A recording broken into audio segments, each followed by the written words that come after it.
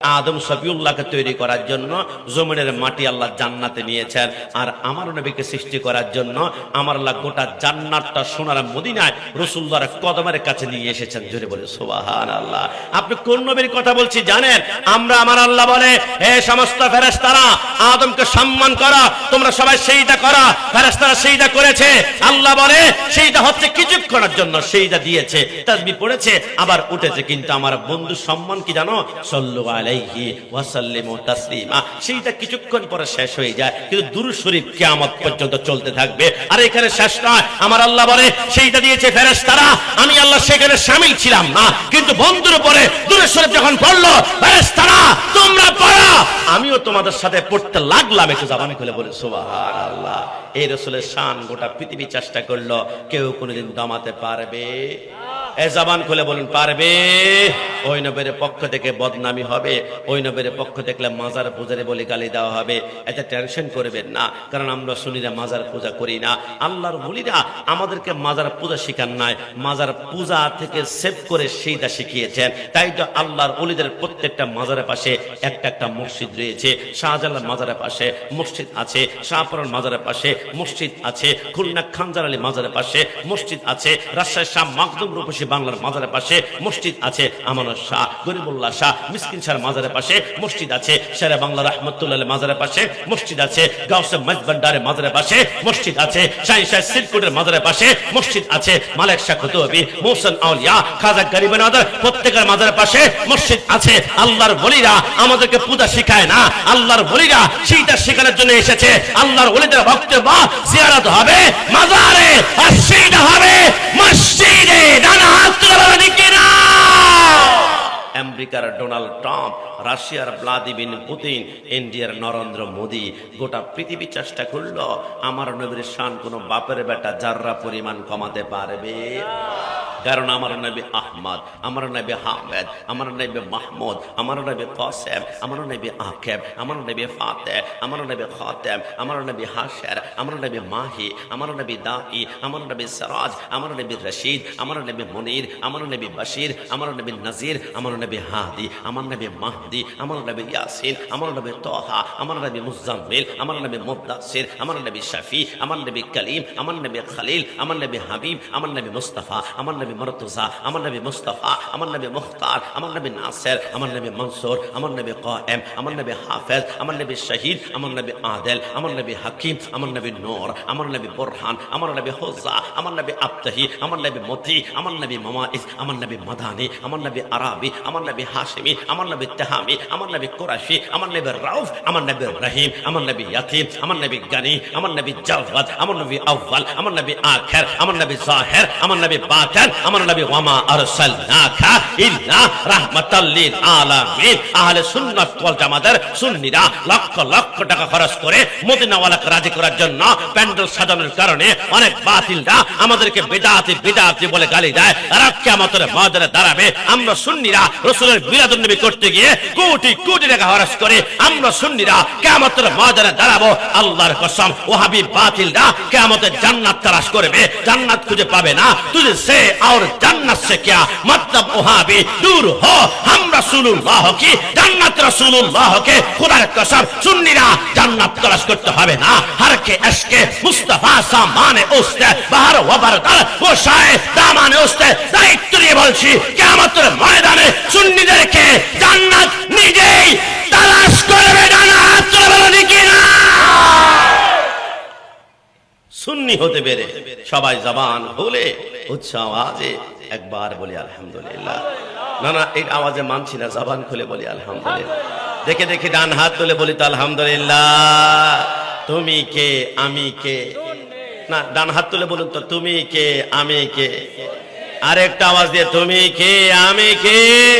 না না, অনেকে বলবে চর খিজুরপুর তোমাদের সুন্নি এলাকা, এজন্য তুমি কে আমি কে সুন্নি বাহাদুরি করছো। দেখি আসো ঢাকাতে তুমি কে আমি কে সুন্নি বলতে পারো কিনা। ক্যাপিটাল রাজধানীতে আমরা বললাম বোকা। 26শে এপ্রিল ঢাকা প্রেস ক্লাবের সামনে 10 লক্ষ সুন্নি আমরা 220টা মিডিয়ার সামনে দাঁড়িয়ে আমরা বলেছিলাম তুমি কে আমি কে সুন্নি সুন্নি। তোমরা কি পারবে চরখেজুরপুর থেকে 10 জন বাপারে বেটা একবার বাইতুল মুকাররমের উত্তর গেটে গিয়ে একবার বলতা তুমি কে আমি কে ওহাবি ওহাবি, থুতু মারতে মারতে বুড়িগঙ্গা নদীর মধ্যে নিক্ষেপ করা হবে। কারণ ওহাবি পরিচয় দেওয়া যায় না। আর সুন্নিরা ভয় পায় না, কারণ আমরা জানি একটা মাত্র জান্নাতি দল লা শাক্কা ফি, এটার নাম হচ্ছে আহলে সুন্নাত ওয়াল জামাত। সুন্নিদের ঈমান কেনার চেষ্টা করবা, গোটা পৃথিবীর পাহাড়গুলাকে স্বর্ণ বানিয়ে এক পাশে রাখা। ঈমান কিনতে চাইবা, আমরা সে পাহাড়ি স্বর্ণের ভিতরে থুতু নিক্ষেপ করব। সুন্নিদের ঈমান এত দুর্বল নয়। সুন্নিদের ঈমান কিনতে যারা এসেছে প্রমাণ চাও, শহীদ নুরুল ইসলাম ফারুকীকে শহীদ করা হয়েছে, ঈমান কেনা যায় নাই। বাকি বিল্লাহ জালালিকে গুম করেছে, ঈমান কেনা যায় নাই। আমার ভাই হালিম লাকতকে শহীদ করা হয়েছে, ঈমান কেনা যায় নাই। গত বছরে গাজীপুরে আমার ভাই রইসুর মুখ থেকে পানির বোতল কেড়ে নিয়ে ইয়াজিদ বাহিনী তীরে তীরে শহীদ করেছে, ঈমান কেনা যায় নাই। সুন্নিদের ঈমান কেনা যায় না, কারণ সুন্নিরা জন্মের পরে এক জায়গায় বিক্রি হয়ে গিয়েছে, ওইটা হচ্ছে মদিনাওয়ালার কদম। দানা হাত করে বলেন কিনা। আমাদের এই প্যান্ডেল থেকে আরো 100 গুণ বড় প্যান্ডেল হয়, 100 বার শোনা যায় লিল্লাহে তাকবীর লিল্লাহে তাকবীর। এমনও প্যান্ডেল আছে 1 লক্ষ বার লিল্লাহে তাকবীর বলে, একবার ইয়া রাসূলুল্লাহ স্লোগান বের হয় না। কিন্তু এখন তিনি ইয়া রাসূলুল্লাহ স্লোগান দিয়েছেন, আজকে থেকে লিখে রাখবেন ইয়া রাসূলুল্লাহ স্লোগান যারা দেয় এরা দেয় না, এদের জবান দিয়ে মদিনাওয়ালা বের করায়। জোরে বলি সুবহানাল্লাহ। এজন্য তিনাকে সবাই জবান খুলে একবার বলি মারহাবা। বসেন বসেন, মাশাআল্লাহ। তিনি ইয়া রাসূলুল্লাহ স্লোগান দিয়েছেন, তিনার সাথে কিন্তু আমার রক্তের চাইতে দামি সম্পর্ক। হুজুর এটা আবার কি সম্পর্ক? লিখে রাখবেন, রক্তের চাইতে দামি সম্পর্কের নাম হচ্ছে ঈমানি সম্পর্ক। কথা বলুন ঠিক কিনা? রাত 3টা বাজে আমার স্ত্রীর সাথে প্রেমের আলাপ করতে করতে নবীর বিরুদ্ধে যদি একটা শব্দ বের করে ফেলে, 1 তালাক 2 তালাক 3 তালাক, সেকেন্ডের ভিতরে সম্পর্ক দুলিশাত হয়ে যাবে। কিন্তু রাস্তার কোনো মুচি যদি সাতপুরা বাজারে গিয়ে দাঁড়িয়ে নবী কি ইয়া নবী সালাম আলাইকা বলে সালাম দেয়, তারা পাঞ্জাবি কালি লেগে থাকতে পারে, আমার সাদা পাঞ্জি ময়লা হোক, এতে কোনো সমস্যা নাই, আমি বুকের সাথে টান দিয়ে ধরবো।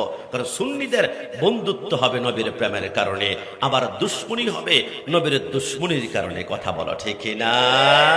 এজন্য আমি বলি, আল্লাহর শপথ করে বলি, কষ্ট নিবেন না যেই প্যান্ডেলে ইয়া রাসূলুল্লাহ স্লোগান নাই।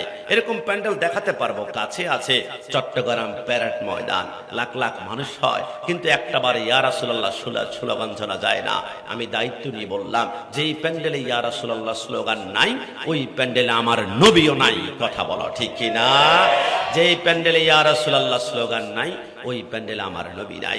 যেই প্যান্ডেল আমার নবী নাই, ওই প্যান্ডেল রহমাতুল্লিল আলামিনের রহমত নাই। যেই প্যান্ডেল রহমত থাকবে না, ওই প্যান্ডেলে যুবক ওয়াজ শুনবে, মাথা টুপি থাকবে, মুখে দাঁড়ি থাকবে, গায়ে পাঞ্জাবি থাকবে, পরনে পায়জামা থাকবে, নামাজ পড়বে, নামাজ শেষ করার পরে টঙ্গীর ইস্তেমার মাঠ দখল করতে গিয়ে 2 গ্রুপে মারামারি করে 2 জনকে মার্ডার করে বেড়ে বুক কাঁপবে না। কারণ কি জানেন? এদের হৃদয় থেকে রহমাতুল্লিল আলামিনের রহমতকে সরায় ফেলা হয়েছে। যাদের অন্তরে আমার নবী নাই, এদের হৃদয়টা নেকড়ে বাঘের চাইতে আরো হিংস্র হয়ে থাকবে। খোদার কসম, যাদের অন্তরে ইয়া রাসূলুল্লাহ স্লোগান নাই, এরা নামাজ পড়বে, নামাজ শেষ করে বাইতুল মুকাররমের খতিব কে হবে এটা নিয়ে 2 গ্রুপে মসজিদের ভিতরে জুতা নিক্ষেপ করে মারামারি করতে করতে মসজিদের ভিতরে জুতা দিয়ে ভরপুর করে ফেলবে। এদের হৃদয় ভিন্ন মাত্র বিন্দু মাত্র কাঁপবে না, কারণ এদের হৃদয় থেকে রহমাতুল্লিল আলামিনের রহমতকে সরায় ফেলা হয়েছে। যাদের অন্তরে ইয়া রাসূলুল্লাহ স্লোগান নাই, এরা নামাজ পড়বে, নামাজ শেষ করে 14 দিন পরে দাফন করা নুরাল পাগলার লাশকে কবর থেকে টান দিয়ে উঠিয়ে অকটেন আর পেট্রোল ডিজেল ঢেলে তারা আগুন লাগিয়ে দিবে। আমার আল্লাহ বলে, কেউ যদি দুনিয়াতে অপরাধ করে দুনিয়ার আদালতে বিচার হবে, কবরে আসার পরে আমি আল্লাহর আদালতে বিচার হবে। কিন্তু বর্তমানে তৌহিদি জনতা নামে একটা গোষ্ঠী আছে, এরা বলে আল্লাহর আদালত মানি না, কবর থেকে উঠা অক্টেন ডাল, পেট্রোল ডাল, আগুন জ্বালা, কয়লা বানা, কাবাব বানা, খোদার কসম যাদের অন্তরে ইয়া রাসূলুল্লাহ স্লোগান নাই, এরা নামাজ পড়বে, নামাজ শেষ করে আল্লাহর ওলির মাজারে হামলা করবে, আগুন জ্বালাবে, ভাঙচুর করবে। আমি বলি বেটা, বুকের পাটা দেখলে আল্লাহর ওলির মাজার এমন ভাবে ভাঙ যাতে করে আল্লাহর ওলির মাজারের ভিতরে কাফন পর্যন্ত দেখা যায়, তাহলে বুঝতে পারবি তুই কে আর আমি কে, আর মাজারে যিনি শুয়ে আছে উনি কে।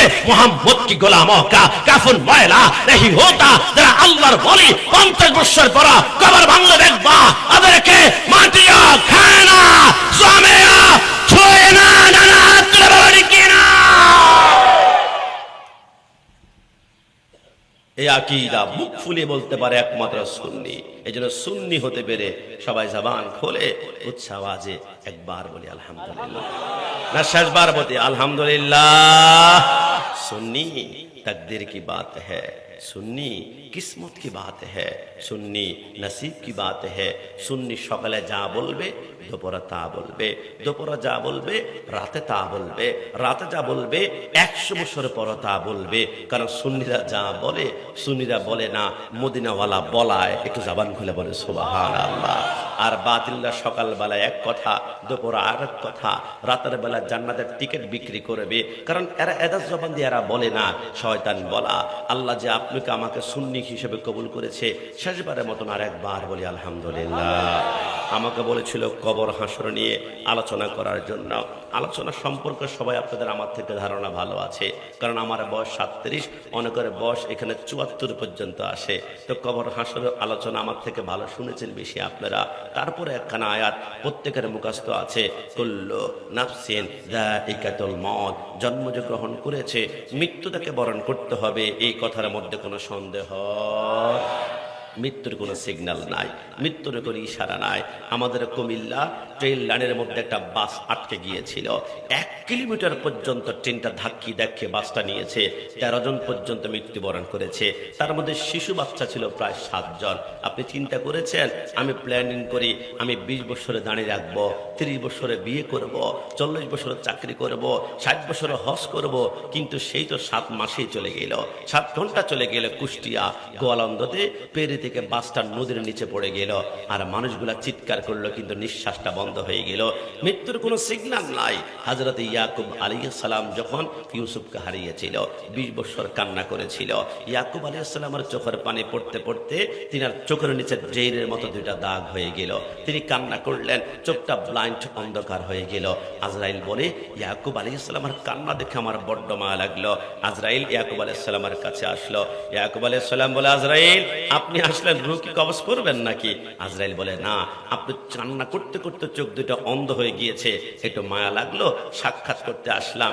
আজরাইল আপনার কাছে একটা রিকোয়েস্ট, মৃত্যুর আগে আপনাকে পাওয়া যায় না, আমি একটু পেয়ে যেতে পেরেছি, একটা দরখাস্ত কবুল করবেন কিনা? বলে কি?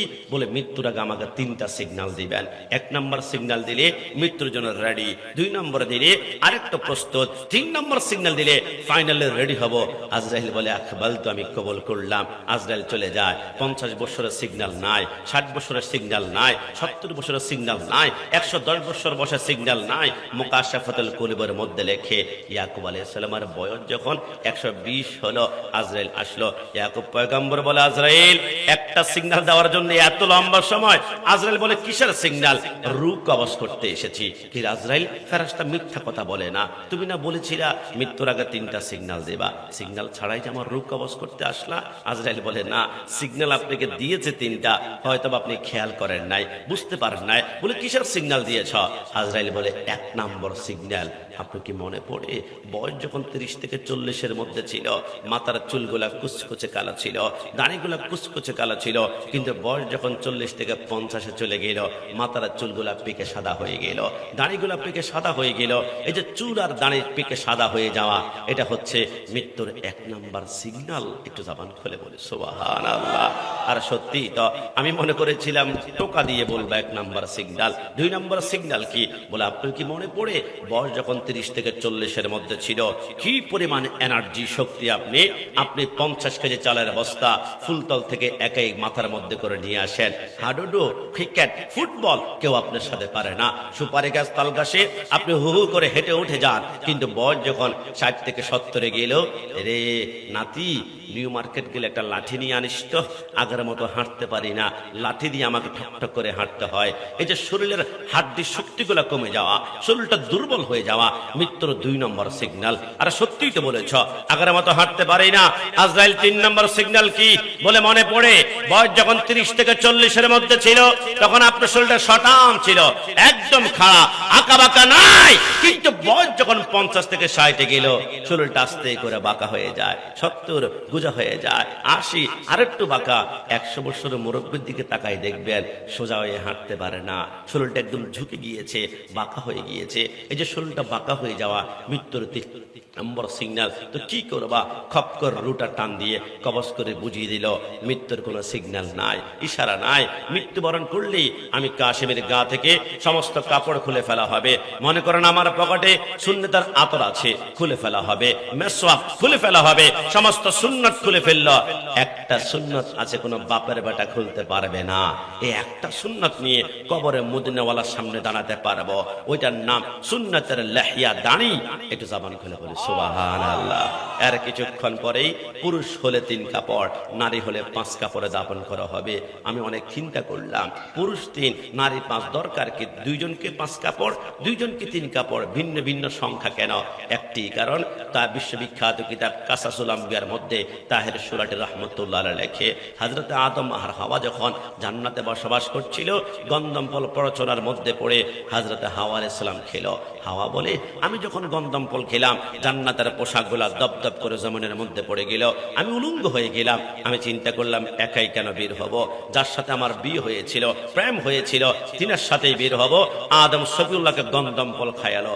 আমরা সকলেই দেখবেন, আপেল যখন আপনি খাবেন, আপেল খাওয়ার সময় 2টা কন্ডিশন। আপেল চিবালে প্রথম রসটা ভিতরে যাবে, সেকেন্ড টাইমে ছোবা, দানা, চামড়া গলা একটু পরে যাবে। আদম সফিউল্লাহ যখন সে গন্ধম ফলটা চিবিয়ে রসটা গলার ভিতর থেকে পেটে গেল, জান্নাতের পোশাকগুলা দপদপ করে পড়ে গেল। এখন দানা, ছোবা, আটিগুলা এখন গলার ভিতর দিয়ে যাবে। আদম সফিউল্লাহ বুঝতে পারলেন না যে রস খেলে আমার জান্নাতের পোশাক পড়ে যায়, এটা গন্ধম ফল, নিষিদ্ধ গাছের ফল। তিনি এখন দানা, ছোবা গুলা কণ্ঠ দিয়ে ঢুকবে, তিনি কণ্ঠের মধ্যে ধরে এত জোরে একটা টিপ মেরেছিলেন, কণ্ঠটা ভেঙে সেখানে জান্নাতে ফলের দানা, ছোবা, রস এখনো পর্যন্ত আটকে আছে।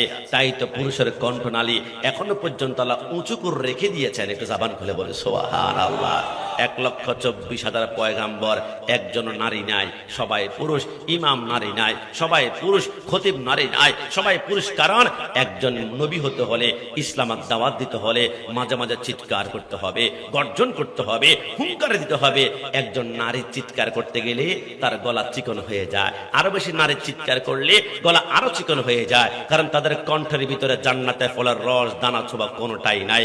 আর আদম সফিউল্লাহর জান্নাতের গলার ভিতরে দানা, ছোবার রস এখন আটকে আছে বিদায় ওই জান্নাতি ফলের তেজস্বিতার কারণে, এনার্জিকের কারণে, শক্তির কারণে পুরুষ চিৎকার করলে জমিন থরথর করে কাঁপে, তাহিরি চিৎকার করলে জমিন কাঁপে, জিহাদি চিৎকার করলে, ফারিদি চিৎকার করলে জমিন থরথর করে কাঁপে। কারণ পুরুষের কণ্ঠের ভিতরে জান্নাতের ফলের দানা, ছোবার রস এখন আটকে আছে। কি আবার বলে বলে সুবহানাল্লাহ। জান্নাতে সমস্ত গাছের সামনে গেল আদম আর হাওয়া আলাইহিস সালাম। গাছ দেয় না পাতা, লজ্জাস্থানটা ডাকি, কোনো গাছ পাতা দেয় না। তবে একটা গাছ এসে আদম সফিউল্লাহর সামনে ঝুঁকে গিয়ে বলল, যতটা পাতা প্রয়োজন ব্যবহার করতে পারেন। আদম সফিউল্লাহ বলে, আমি 3টা পাতা ব্যবহার করলাম। হাওয়া আলাইহিস সালাম বলে, আমার 2টা স্তন লজ্জাস্থানের অংশ ছিল, আমি বাড়তি আরো 2টা পাতা, মোট 5টা পাতা ব্যবহার করলাম। আমার আল্লাহ বলে, আদম তুমি 3 পাতায় লজ্জাস্থান ডেকেছ, পুরুষকে 3 কাপড়ে দাপন করা হবে। আর নারী হাওয়া তুমি 5টি পাতা লজ্জাস্থান ডেকেছ, 5 কাপড়ে দাপন করা হবে। সিদ্ধান্ত আমি আল্লাহ গ্রহণ করলাম। একটু জবান খুলে বলে সুবহানাল্লাহ। জান্নাতে কোনো গাছ আদম হাওয়াকে পাতা দেয় না, একটা গাছ দিয়েছে। আমার আল্লাহ বলে, গাছ তুই আমার পয়গাম্বরকে তাজিম করলি, সম্মান করলি, মহব্বত করলি, ইজ্জত করলি, তোকে আমি দুনিয়াতে পাঠাবো। তুই গাছকে আমি আল্লাহ 2টা পাওয়ার দিব, 2টা ক্ষমতা, 2টা সম্মান। আল্লাহ কি সম্মান? আমার আল্লাহ বলে, 1 নম্বরে তুই গাছের চামড়া চামড়া দিয়ে মানুষ ঔষধ বানাবে, মেডিসিন বানাবে, ভেষজ বানাবে, আর তুই গাছের কাঠ কেটে কেটে চেহারার মধ্যে মাখলে চেহারা আর নূরে চমকিত হবে, সুন্দর হবে। ওই গাছটার নাম হচ্ছে চন্দন গাছ। একটু জবান খুলে বলি সুবহানাল্লাহ। একজন সাধারণ পয়গম্বরকে একটা গাছ সম্মান করার কারণে এত দামি হয়। আর আমার নবীর জন্য জীবন কোরবানি করো, খোদার কসম জান্নাত তোমার কদমে এসে চুমা খাবে। একটু জবান খুলে বলি সুবহানাল্লাহ। আর কিছুক্ষণ পরেই কিন্তু আমাদেরকে কবরে দিবে। কবর কিন্তু প্রত্যেকদিন আপনাকে ডাকে, আনা বাইতুল ওয়াহাদা, খবরদার আমি মাটির উপর সাবধানে হেঁটিও। আমি কবর কিন্তু একাকিত্বের ঘর। আনা বাইতুল গুরবা, আমি কিন্তু তোমাদের অন্ধকার ঘর। কবর বলে আনা বাইতুদ দুধ, আমি হচ্ছে পোকামাকড়ের ঘর। খোদার কসম, নবীকে যদি একবার মাটি বলেন, আকীদা মাটি নেন, তাহলে কবরে যাওয়ার 24 ঘন্টা পরে আপনার পেটের ভিতরে একটা পোকা আবিষ্কার হবে। ওই পোকাটা পায়খানা রাস্তা দিয়ে 24 ঘন্টা পরে বের হয়ে আশেপাশের পোকাকে ইনভাইট করে, ভাই নতুন একটা লাশ কবরে ঢুকেছে, খাবি? সবাই মিলে আজকে ঠুকরিয়ে ঠুকরিয়ে খাবো। 3 দিনের মাথায় নাকের ডগার গোশতগুলা খেয়ে ফেলবে, 6 দিনের মাথায় নকুরের গোলার গোশতগুলা খেয়ে ফেলবে, 9 দিনের মাথায় মাথার চুলের গোড়ার গোশতগুলা খেয়ে ফেলবে, 12 দিনের মাথায় পশমের গোড়ার গোশতগুলা খেয়ে গোশতগুলা আলাদা আলাদা। কারণ নবীকে যারা মাটি বলেছিল, আল্লাহ মাটির সাথে মিশাই ফেলবে। আর নবীকে যদি একবার নূর মেনে থাকেন, কলব নুরানি, দুনিয়া নুরানি, কবর নুরানি, হাসর নুরানি। আমার আল্লাহ বলে আমি জান্নাত কি দিয়ে বানিয়েছি জানো? আল জান্নাতু নূরুন, জান্নাত হচ্ছে নূর। তোমরা যদি জান্নুরানি জান্নাতে গমন করতে চাও, নবীকে নূর মানো।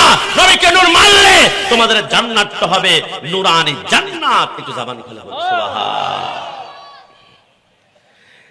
জমকামান মুসল্লিয়ানি কারাম, আল্লাহর নবী সরকারে মদিনা সাল্লাল্লাহু আলাইহি ওয়াসাল্লাম বলেন, ওই কবরের পরে আরেকটা জায়গা হবে যেটা সম্পর্কে আমরা সবাই জানি।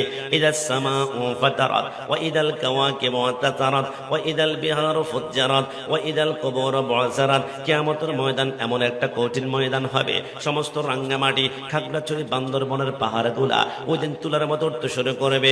সমস্ত সাগর নিচ থেকে আগুনের লাভাগুলা বের হবে। মানুষগুলা নাফসি নাফসি করে কাঁদতে শুরু করবে। আল্লাহর হাবিবের কন্যা মা ফাতেমা যাহরা রাদিয়াল্লাহু তাআলা আনহা বলেন, যখন আমার রাসূলুল্লাহর ঘরের দরজার মধ্যে ঠক ঠক করে 2টা আওয়াজ হলো, মা ফাতেমা ভিতর থেকে প্রশ্ন করলেন, মান আনতা, আপনি কি? বলে আনা মালাকুল মাউত, আমি হচ্ছে আজরাইল। মা ফাতেমা কাঁদতে শুরু করলো। আমার নবী বলে, কিরে ফাতেমা কেন কান্না করো? আজরাইল, বুঝতে পারলাম না, দুনিয়ার কোন ঘরের মধ্যে অনুমতি নাও না, আমাদের বোয়ালখালীতে আসো, রুহটা কবজ করে চলে যাও, কিন্তু রাসূলুল্লাহর ঘরের সামনে গিয়ে অনুমতি কেন দাঁড়িয়ে রয়েছ? আজরাইল বলে, তামাম দুনিয়ার সমস্ত ঘরে অনুমতি ছাড়া ঢুকা যায়, কিন্তু 2টা ঘরে অনুমতি ছাড়া ঢুকা যায় না। একটা হচ্ছে আহলে বাইতের ঘর মোবারক, হাসান হোসেন, মা ফাতেমা, মাওলা আলী। 2 নম্বরে আরেকটা ঘরে অনুমতি ছাড়া ঢুকলে জিন্দেগীর আমল বরবাদ হয়ে যাবে, ওইটা হচ্ছে রাসূলুল্লাহর ঘর মোবারক। একটু জবান খুলে বলে সুবহানাল্লাহ। আজরাইল কাঁদতে শুরু করলো, নবী নবী নবী। আমার নবী বলে, ফাতেমা আজরাইলের জন্য দরজাটা খুলে দাও। যখন দরজা খুলে দেওয়া হলো, পাটা জমিনে আর মাথাটা আসমানে। কিছুক্ষণ পর আজরাইল বলে, আসসালাতু আসসালামু আলাইকা ইয়া রাসূলুল্লাহ। আমার নবী বলে, কিরে আজরাইল, রূহ কবজ করবেন আগে? আজরাইল বলে, নবী আপনার পারমিশন ছাড়া যদি একটা পশমে আঘাত করে, আবা ওয়াস্তাকবারা ওয়া কানা মিনাল কাফিরিন, ইবলিসের মতো জিন্দেগীর আমলগুলা বরবাদ করে ফেলবে। আমার নবী বলে, আরে আজরাইল, আমার যেমন দুনিয়ার জন্য যেমন নবী, কবরে যারা আছে এদের জন্য আমি নবী। তবে আমি যদি কবরের জিন্দেগীর মধ্যে যাব, তবে একটু দাঁড়াও, আমি আমার কন্যা ফাতেমার সাথে শেষবারের মতন একটু কথা বলে নেই। আমার নবী বলল, আইনা ফাতেমা, তো হে ফাতেমা তুমি কোথায়? লাব্বাইকা ইয়া সাদাইকা রাসূলুল্লাহ। নবী কেন ডেকেছেন? আমার নবী বলে, ফাতেমা কিছু চাওয়ার রয়েছে কিনা শেষবারের মতন চেয়ে নাও। আমার ডান পাশে আজরাইল দাঁড়িয়ে আছে, একটু পরে মহান আল্লাহর দিদারে চলে যাব। মা ফাতেমা কান্না করে বলে, নবী আমি আপনার কাছে কি চাইবো? নবী আপনি ভালো করেই তো জানেন, আমার ঘরে মাত্র খানা খাওয়ার জন্য 2টা মাটির পেয়ালা রয়েছে। একটা দিয়ে স্বামী আলী খানা খায়, আর একটা দিয়ে আমি ফাতেমা খানা খাই। আমার ঘরে পানি ঠান্ডা রাখার জন্য চামড়া দিয়ে বানানো একটা পানির মশক রয়েছে। 3 নম্বরে সর্বশেষ একটা নামাজের মুসল্লা রয়েছে। মানুষ মনে করবে ফাতেমা জান্নাতের কোটি কোটি রানীদের সরদারিনী, নামাজের মুসল্লা মনে হয় হীরা মণিমুক্তা দিয়ে তৈরি। কিন্তু মা ফাতেমা বলো, নবী ভালো করেই তো জানেন নামাজের মুসল্লা খানা হচ্ছে খেজুর গাছের পাতা দিয়ে তৈরি। জোরে জোরে বলি সুবহানাল্লাহ। নবী আমার বলে, ফাতেমা তুমি চাইলে জান্নাত থেকে লক্ষ লক্ষ স্বর্ণের জায়নামাজ চলে আসবে তোমার সামনে, কেন তুমি আজকে খেজুর গাছের পাতা দিয়ে তো গরিব হালাতের মধ্যে? মা ফাতেমা বলে, নবী আমি নিজেও তো চিন্তা করতে লাগলাম আপনি নাকি দু জাহানের বাদশা, কিন্তু আপনি বাদশা হওয়ার পরও 3 দিন খেতে পারেন না, পেটের মধ্যে আপনি পাথর বেঁধে আছেন। দু জাহানের বাদশা হওয়ার পরও আপনি পেটের ভিতরে পাথর বেঁধে বেঁধে কাটাচ্ছেন কেন? আমি আপনাকে একদিন জিজ্ঞেস করলাম, নবী আপনি দু জাহানের বাদশা কিন্তু আপনি গরিব দেখা যাচ্ছেন কেন? আমার নবী বলে, আমি যখন জান্নাতে ঘোরার পরে দেখলাম জান্নাতের ধনীদের চাইতে গরিবদের সংখ্যাই বেশি। একটু জাবান খুলে বলে সুবহানাল্লাহ। আমি গরিবদের পক্ষ নিলাম। মা ফাতেমা বলে, নবী আমি তো নিয়ে নিলাম। আমার নবী বলে, ফাতেমা তোমার কিছু চাওয়ার রয়েছে কিনা, চাইতে পারো। মা ফাতেমা বলে, নবী কিছু চাওয়ার নাই, তবে একটা প্রশ্ন, দুনিয়া জমিন থেকে যাওয়ার পরে কবরের পর আরেকটা জায়গা হবে কিয়ামতের ময়দান, ওই কিয়ামতের ময়দানে আপনাকে কোথায় পাবো একটু আমাকে বলুন না। আমার নবী বলে, ফাতেমা জটিল প্রশ্ন করেছ, কিয়ামতের ময়দানে একটা জায়গার মধ্যে পেতে পারো যেটার নাম হচ্ছে মিজান, যেখানে আমার উম্মতের নেকি এবং বদিগুলো মাপ হবে। রসুল সেইখানে যদি না পায় ফুলসরাতের গোড়ার মধ্যে পাবে, সেইখানে না পাইলে ইন্না আতাইনাকাল কাউসার হাউজে কাউসারের সামনে পাবে। ইয়া রাসূলুল্লাহ সেইখানে না পাইলে আমার নবী বলে, তুমি আমাকে আসা আইয়া বাসাকা রব্বুকা মাকামাম মাহমুদা, মাকামে মাহমুদের নিচের মধ্যে সেইটা অবস্থায় পাবে। মা ফাতেমা কাঁদতে শুরু করলো, নবী নবী আমার প্রশ্ন, এট এ টাইমে 4টা জায়গার মধ্যে আপনার উম্মত যদি একসাথে মুসিবতের মধ্যে পড়ে যায়, আপনি একা পক্ষে কিভাবে সম্ভব হবে তাদেরকে রক্ষা করার জন্য? আমার নবী চোখের পানিগুলা ছেড়ে বলে, ফাতেমা তুমি আমাকে এখনো চিনতে পারো নাই গো ফাতেমা, দুনিয়ার কোনো বাবার মতো আমাকে বাবা মনে করে না। ফাতেমা আকাশে যখন বৃষ্টি হয়, বৃষ্টি পড়ার পূর্বে বৃষ্টি ঝিলিক মিলিক করে বিজলি মারে, আমি রসুল বিজলির মতো দৌড়াদৌড়ি করব, একটা উম্মতকে আমি জাহান্নামে যাইতে দিব না। জোরে বলি সুবহানাল্লাহ। তুমি নবীর উম্মত দাবি করা সুন্নাহ মানো না, নবীর অপমানে তোমার হৃদয় কাঁদে না। ডান হাত তুলে বলো ঠিক না? আমার নবী বলে, ফাতেমা তুমি আমাকে সেই জায়গার মধ্যে পাবে। মা ফাতেমা কেঁদে কেঁদে বলে, নবী তাহলে উম্মতের মায়া কাঁদবেন? নবী আমার বলে, হ্যাঁ আমি কাঁদবো। সেই জন্য একজন শায়ের বলেছেন, সেই দিন উম্মতি উম্মতি বলে কাঁদবে নবী হাসরে, কঠিন দিনে আমার নবীজি বিনে নাই কোনো বন্ধু গো, নাই দরদি নাই, কঠিন দিনে আমার নবীজি বিনে। রোজা হাসর কঠিন নিদানে রব্বুল আলামিন অহেদুল কাহার বলিয়া সাজিবেন হাকিম, থাকিবে না দয়া মায়া স্নেহ মমতা, কেউ হবে না কারো জন্য জামিন ও দাতা, দৌড়াইতে থাকে মানুষ মুক্তির কারণে, সর্বপ্রথম চলে যাবে আদম রয় যেখানে।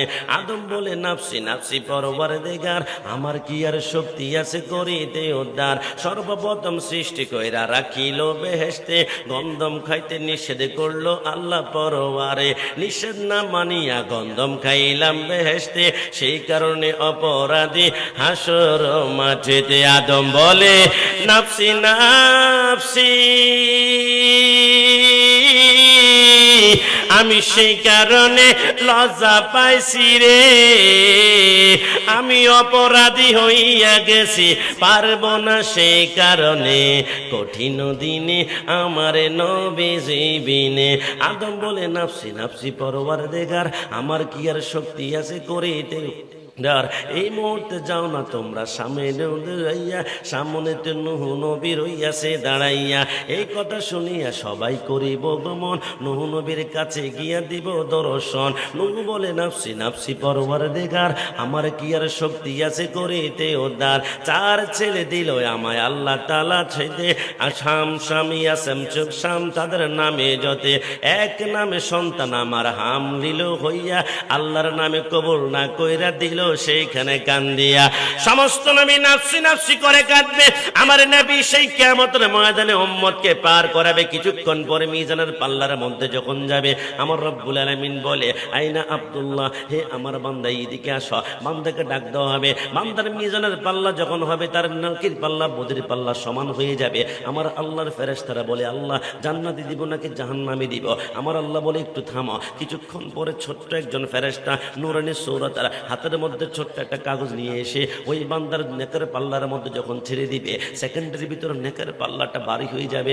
আল্লাহ বলবে একে জান্নাতের মধ্যে নিয়ে যাও। এবার আল্লাহর বান্দা কান্না করবে, আল্লাহ জান্নাতও পাই না, জাহান্নামও পাই না, নেকের পাল্লা বদেরি পাল্লা সমান, কিন্তু ছোট্ট একটা কাগজের টুকরার কারণে আজকাল আমি জান্নাতি হয়ে গেলাম। ওই কাগজের মধ্যে কি লেখা চাই দেখতে চাই। আমার আল্লাহ বান্দাকে ডাকবে, হাতের মধ্যে কাগজের টুকরা দিবে, ওইখানে লেখা আছে আল্লাহুম্মা সাল্লি আলা সাইয়্যিদিনা মাওলানা মুহাম্মদ ওয়া আলা আলি সাইয়্যিদিনা মাওলানা মুহাম্মদ ওয়া বারিক ওয়া সাল্লিম। ও রব্বুল আলামিন, এটা তো রাসূলুল্লাহর উপর দরুদ শরীফ, কিন্তু ফেরেশতা যিনি দিয়েছে এর পিছনে একজন নূরানি সূরাতের মানুষ ছিল।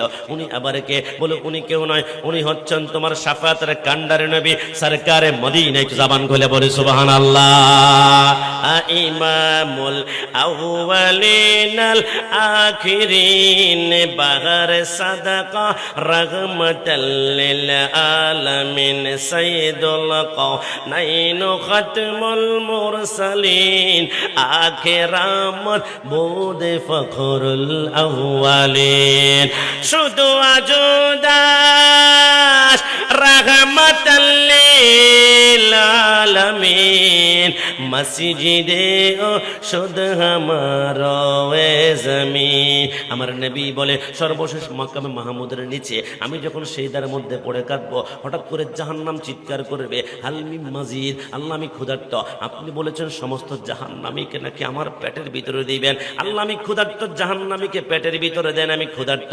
হালমি মাজিদ বলে যখন চিৎকার করবে, কিয়ামতের মধ্যে জাহান্নামের উত্তাপ আগুনগুলা সহ্য করতে না পেরে উম্মতরা নাফসি নাফসি করে কাঁদবে। আমার নবী সেইদার মধ্যে পড়বেন। আল্লাহ বলে বন্ধু, আপনি মাথা যদি না ওঠান কিয়ামতের ময়দান শুরু করতে পারবো না, কারণ কিয়ামতের ময়দান তো বানিয়েছে আপনার নবীর পাওয়ার দেখানোর জন্য, ইজ্জত দেখানোর জন্য।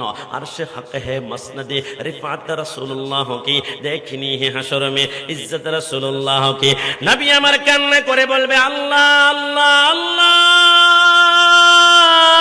আমি সেইটা থেকে ততক্ষণ মাথা উঠাবো না যতক্ষণ না জাহান্নাম পিছনের দিকে না যাবে। জাহান্নামের হালমি মাজিদের চিৎকারের কারণে আমার উম্মত গুলার গায়ের পশম গুলা জোরে জোরে আঙ্কার হয়ে যায়। আমার আল্লাহ বলে ফেরেশতারা যা যা, আমার বন্ধু মাথা যদি না উঠায় কিয়ামতের ময়দান শুরু হবে না। হে জিবরাইল, 70,000 ফেরেশতা নিয়ে 70,000 শিকল জাহান্নামের মধ্যে লাগাও। জাহান্নামের পায়ের মধ্যে যখন লাগায় জাহান্নাম দাপ করে টান দেয়, জাহান্নামের শিকল গুলা ছেড়ে যায়। ফেরেশতারা বলে আল্লাহ পারি না। আমার আল্লাহ বলে জিবরাইল, তুমি আরশের উপরে একটা স্বর্ণের তস্তরি প্লেটের ভিতরে সামান্য কিছু পানি আছে, ওই পানিগুলা নিয়ে আসো। মাকামে নবুয়তের মধ্যে সাহেব গাদা আল্লামা ইফতেখারুল হোসেন কাদেরী লেখে, ওই পানিগুলা আনার পরে আমার আল্লাহ বলে জিবরাইল, ওইখান থেকে এবার এক ফোঁটা পানি জাহান্নামের নিক্ষেপ করো। জিবরাইল বলে এক ফোঁটা পানি যখন জাহান্নামে নিক্ষেপ করলাম, 70,000 শিকল লাগিয়ে যে জাহান্নামকে আটকানো যায় না, সেকেন্ডারি ভিতরে জাহান্নাম পিছনের দিকে দৌড়াতে শুরু করলো। জিবরাইল বলে আল্লাহ, এটা কি জমজমের পানি?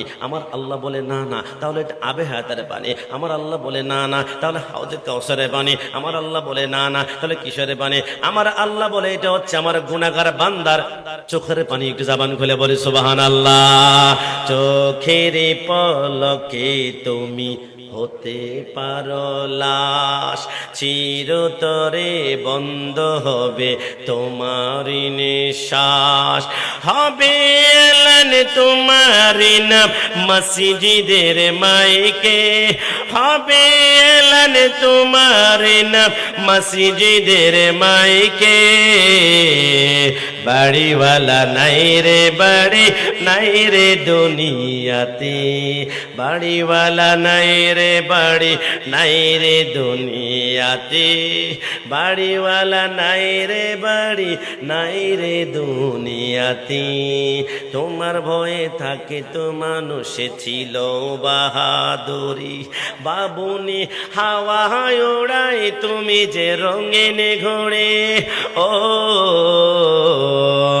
সুতো টান দিলে মালিক,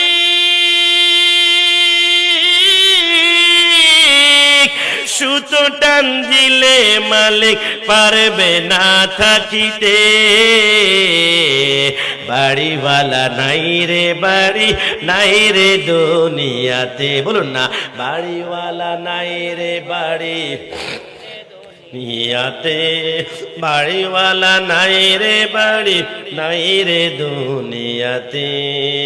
যুবক আমার, পর্দানি সিনমা বন্যা একদম শেষের কথা, ওই মিজান পাল্লার কাছে আরেকজন বান্দাকে যখন ডাক দেবে, বিশ্ববিখ্যাত কিতাব নুজাতুল মাজালিসের মধ্যে আব্দুর রহমান সাফুর লেখে, বান্দাকে ডাক দিয়ে বান্দার মিজানের পাল্লা, নেকির পাল্লা, বুদের পাল্লা যখন সমান হবে, আমার আল্লাহ বলে ফেরেশতারা একটু অপেক্ষা করো, কিছুক্ষণ পর মারাত্মক চেহারার একজন ফেরেশতা ছোট্ট একটা কাগজের টুকরা এনে মিজানের পাল্লার, বুদের পাল্লা, গুনার পাল্লার মধ্যে যখন ছেড়ে দিবে, গুনার পাল্লাটা ভারী হয়ে যাবে। আল্লাহ বলবে 70,000 জাহান্নামের শিকল লাগাই টানতে শুরু করো। বান্দা কান্না করে বলবে, আল্লাহ নেকির পাল্লা, বুদের পাল্লা সমান ছিল, কিন্তু ছোট্ট একটা কাগজের টুকরা জাহান্নামে নিক্ষেপ করছে। আল্লাহ আপনি হচ্ছেন সর্বোচ্চ নেই বিচারক, আপনার বিচারের প্রতি কোনো কমপ্লেইন নাই, কিন্তু আল্লাহ ছোট্ট কাগজের টুকরার ভিতরে এমন কি লেখা আছে যেটার কারণে আমি জাহান্নামে যাচ্ছি। আমার আল্লাহ বলে, আমার বান্দাকে ডাকো। বান্দার হাতের মধ্যে ছোট্ট কাগজের টুকরা যখন দেওয়া হবে, ওই কাগজের টুকরার মধ্যে দুইটা অক্ষর লেখা আছে, একটা হচ্ছে আলিফ, একটা হচ্ছে ফা। বান্দা বলে, আল্লাহ আলিফ আর ফা দ্বারা কি বোঝায়? এই দুইটা অক্ষর দ্বারা আমি জাহান্নামে চলে যাচ্ছি কেন?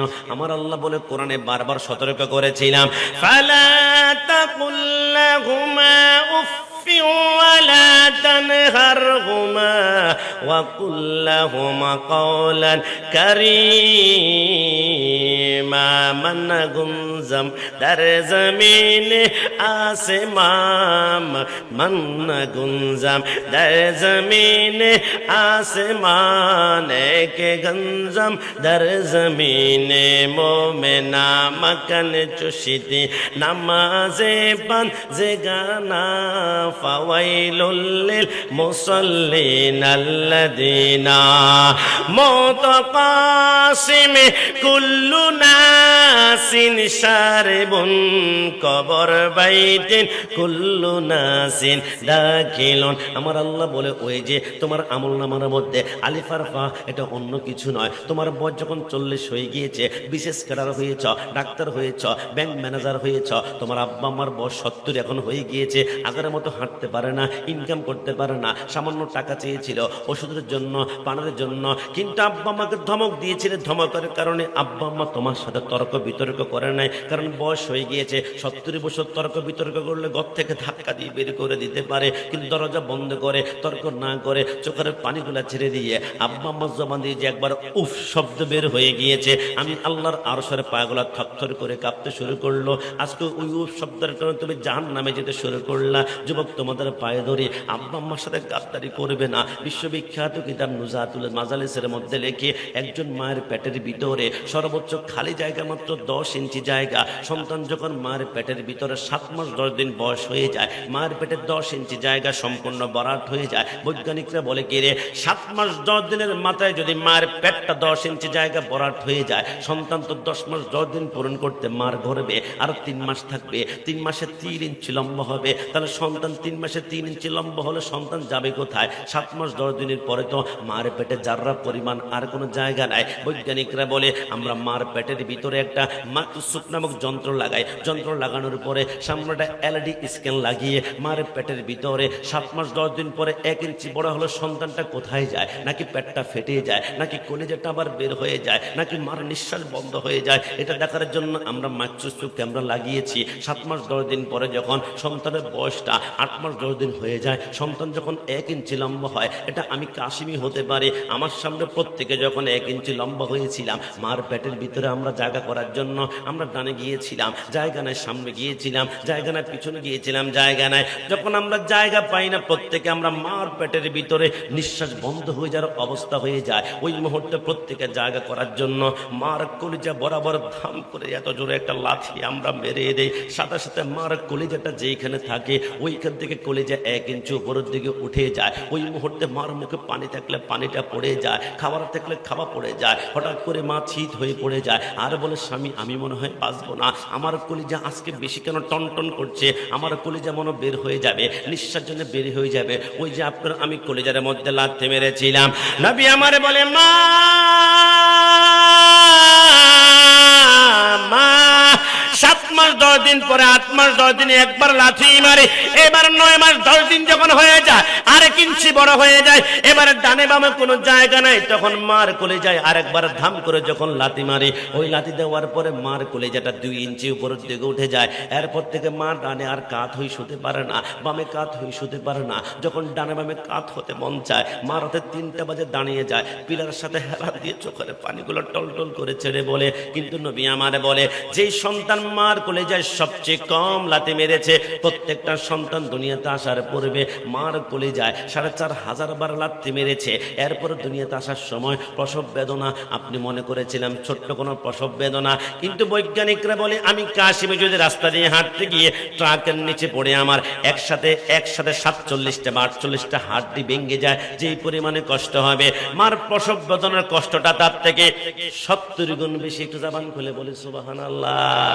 তুমি নবীর উম্মত দাবি করো, সুন্নাহ মানো না, নবীর অপমানে তোমার হৃদয় কাঁদে না, তুমি বিজাতীয় সংস্কৃতিতে সপেছ পরাণ, তুমি কেমন মুসলমান, তুমি কেমন মুসলমান, বলো না তুমি কেমন মুসলমান, তুমি কেমন মুসলমান, তুমি সুদের টাকায় প্রাসাদে গড় ঘোষ ছাড়ো না, দিন দুঃখী না খেয়ে মরে খবর রাখো না, ডান হাত তুলে বলো ঠিক না, তুমি সুদের টাকায় প্রাসাদে গড় ঘোষ ছাড়ো না, দিন দুঃখী না খেয়ে মরে খবর রাখো না, তুমি ঘুষকে অবিচার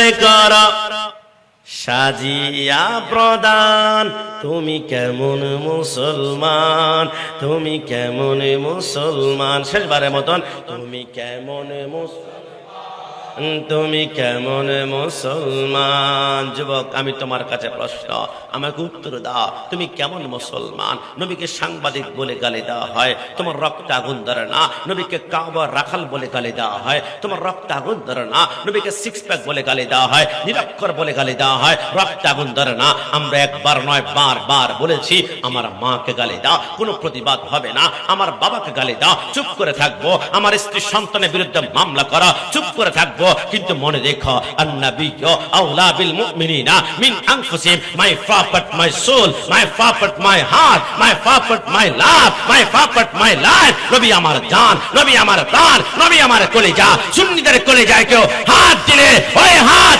মুসছে ভেঙে ফেলা হবে। তারা হাত তুলে বলে কি না?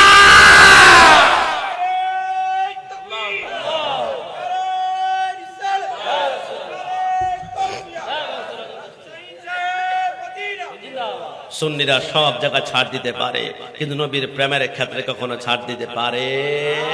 আমি কিছুদিন পূর্বে ব্রাহ্মণবাড়িয়া আখাউড়া প্রোগ্রামে গিয়েছিলাম। গাড়ি থেকে নামার পরে ছোট্ট একটা বাচ্চা বলে, গোলাম রাব্বানী কাশিমি হুজুর গরম সুন্নি। আমি বললাম, বাচ্চো এদের মা যাই, এদিকে আসো। ছেলেটা কাঁপতে শুরু করলো। আমি বললাম, না তোমাকে মারবো না, ছোটদের কি স্নেহ করা রসুলের সুন্নত আমার জানা আছে, আমরা সুন্নি তো। বলে, হুজুর কেন ডেকেছেন? আমি বললাম, আজকে থেকে ডায়েরি করো, নোট করো, লিখে রাখো, সুন্নি কখনো নরম হয় না। সুন্নি মানে হচ্ছে গরম, সুন্নি মানে হচ্ছে গরম। আমার মাকে গালি দাও, আমি নরম। আমার বাবাকে গালি দাও, আমি নরম। আমার স্ত্রীকে গালি দাও, আমি নরম। কিন্তু নবীর বিরুদ্ধে একবার জিহ্বা নাড়ায় দেখো, সুন্নিদের মতো গরম কেউ হতেই পারে না। কথা বলো ঠিক না? এজন্য আমরা বলি, ভালো যদি বাঁচতে হয়, এটা ভলিউমটা বাড়িয়ে বলি, ভালো যদি বাঁচতে হয়, দেখে দেখে 2 হাত তুলে বলুন তো, ভালো যদি বাঁচতে হয়। আসলে কি সত্যিকার নবীকে ভালোবাসতে চায়? তাহলে আমি মনে ভুল দেখেছিলাম। আমি গত বছর প্রোগ্রামে গিয়েছিলাম ঢাকা কেরানীগঞ্জে, রাত 3টা বাজে। শাপলা চত্বর পার হওয়ার সময় একজন যুবক হাতের মধ্যে মদের বোতল নিয়ে মতলামি করছে, মদ পান করছে। আমি গাড়ি থেকে নেমে জিজ্ঞেস করলাম, সিম্পেথি সহানুভূতি কাজ করেছে, এনি প্রবলেম, কোনো সমস্যা? আমাকে বলে, হুজুর একটা মেয়ের সাথে আমার প্রেমের সম্পর্ক ছিল, ব্রেকআপ করেছে, ধোঁকাবাজি করেছে। তাই টেলিভিশনের পর্দা দেখেছি, কোনো মেয়ে যখন ছেলেকে ব্রেকআপ করে, তখন নাকি হাতের মধ্যে মদের বোতল নিয়ে মদ পান করলে কিছুটা হৃদয়ে শান্তি পাওয়া যায় মাতলামি করলে।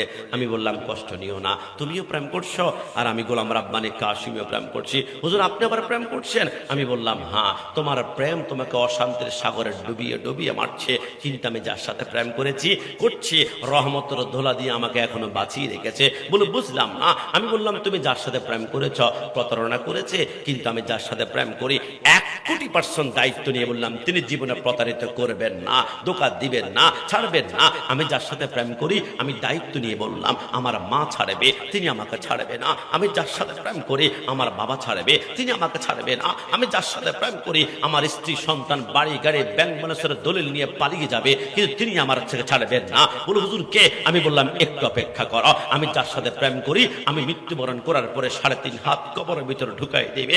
আমার ডানে মাটি, আমার বামে মাটি, আমার সামনে মাটি, আমার উপরে মাটি, আমার নিচে মাটি, অন্ধকার। আমি যাদেরকে আপন মনে করেছিলাম এরে বলে না দক্ষিণ পাশে মাটি কম পড়েছে আরো মাটি দে, উত্তর পাশে মাটি কম পড়েছে আরো মাটি দে, আরো শক্ত করে হিলা।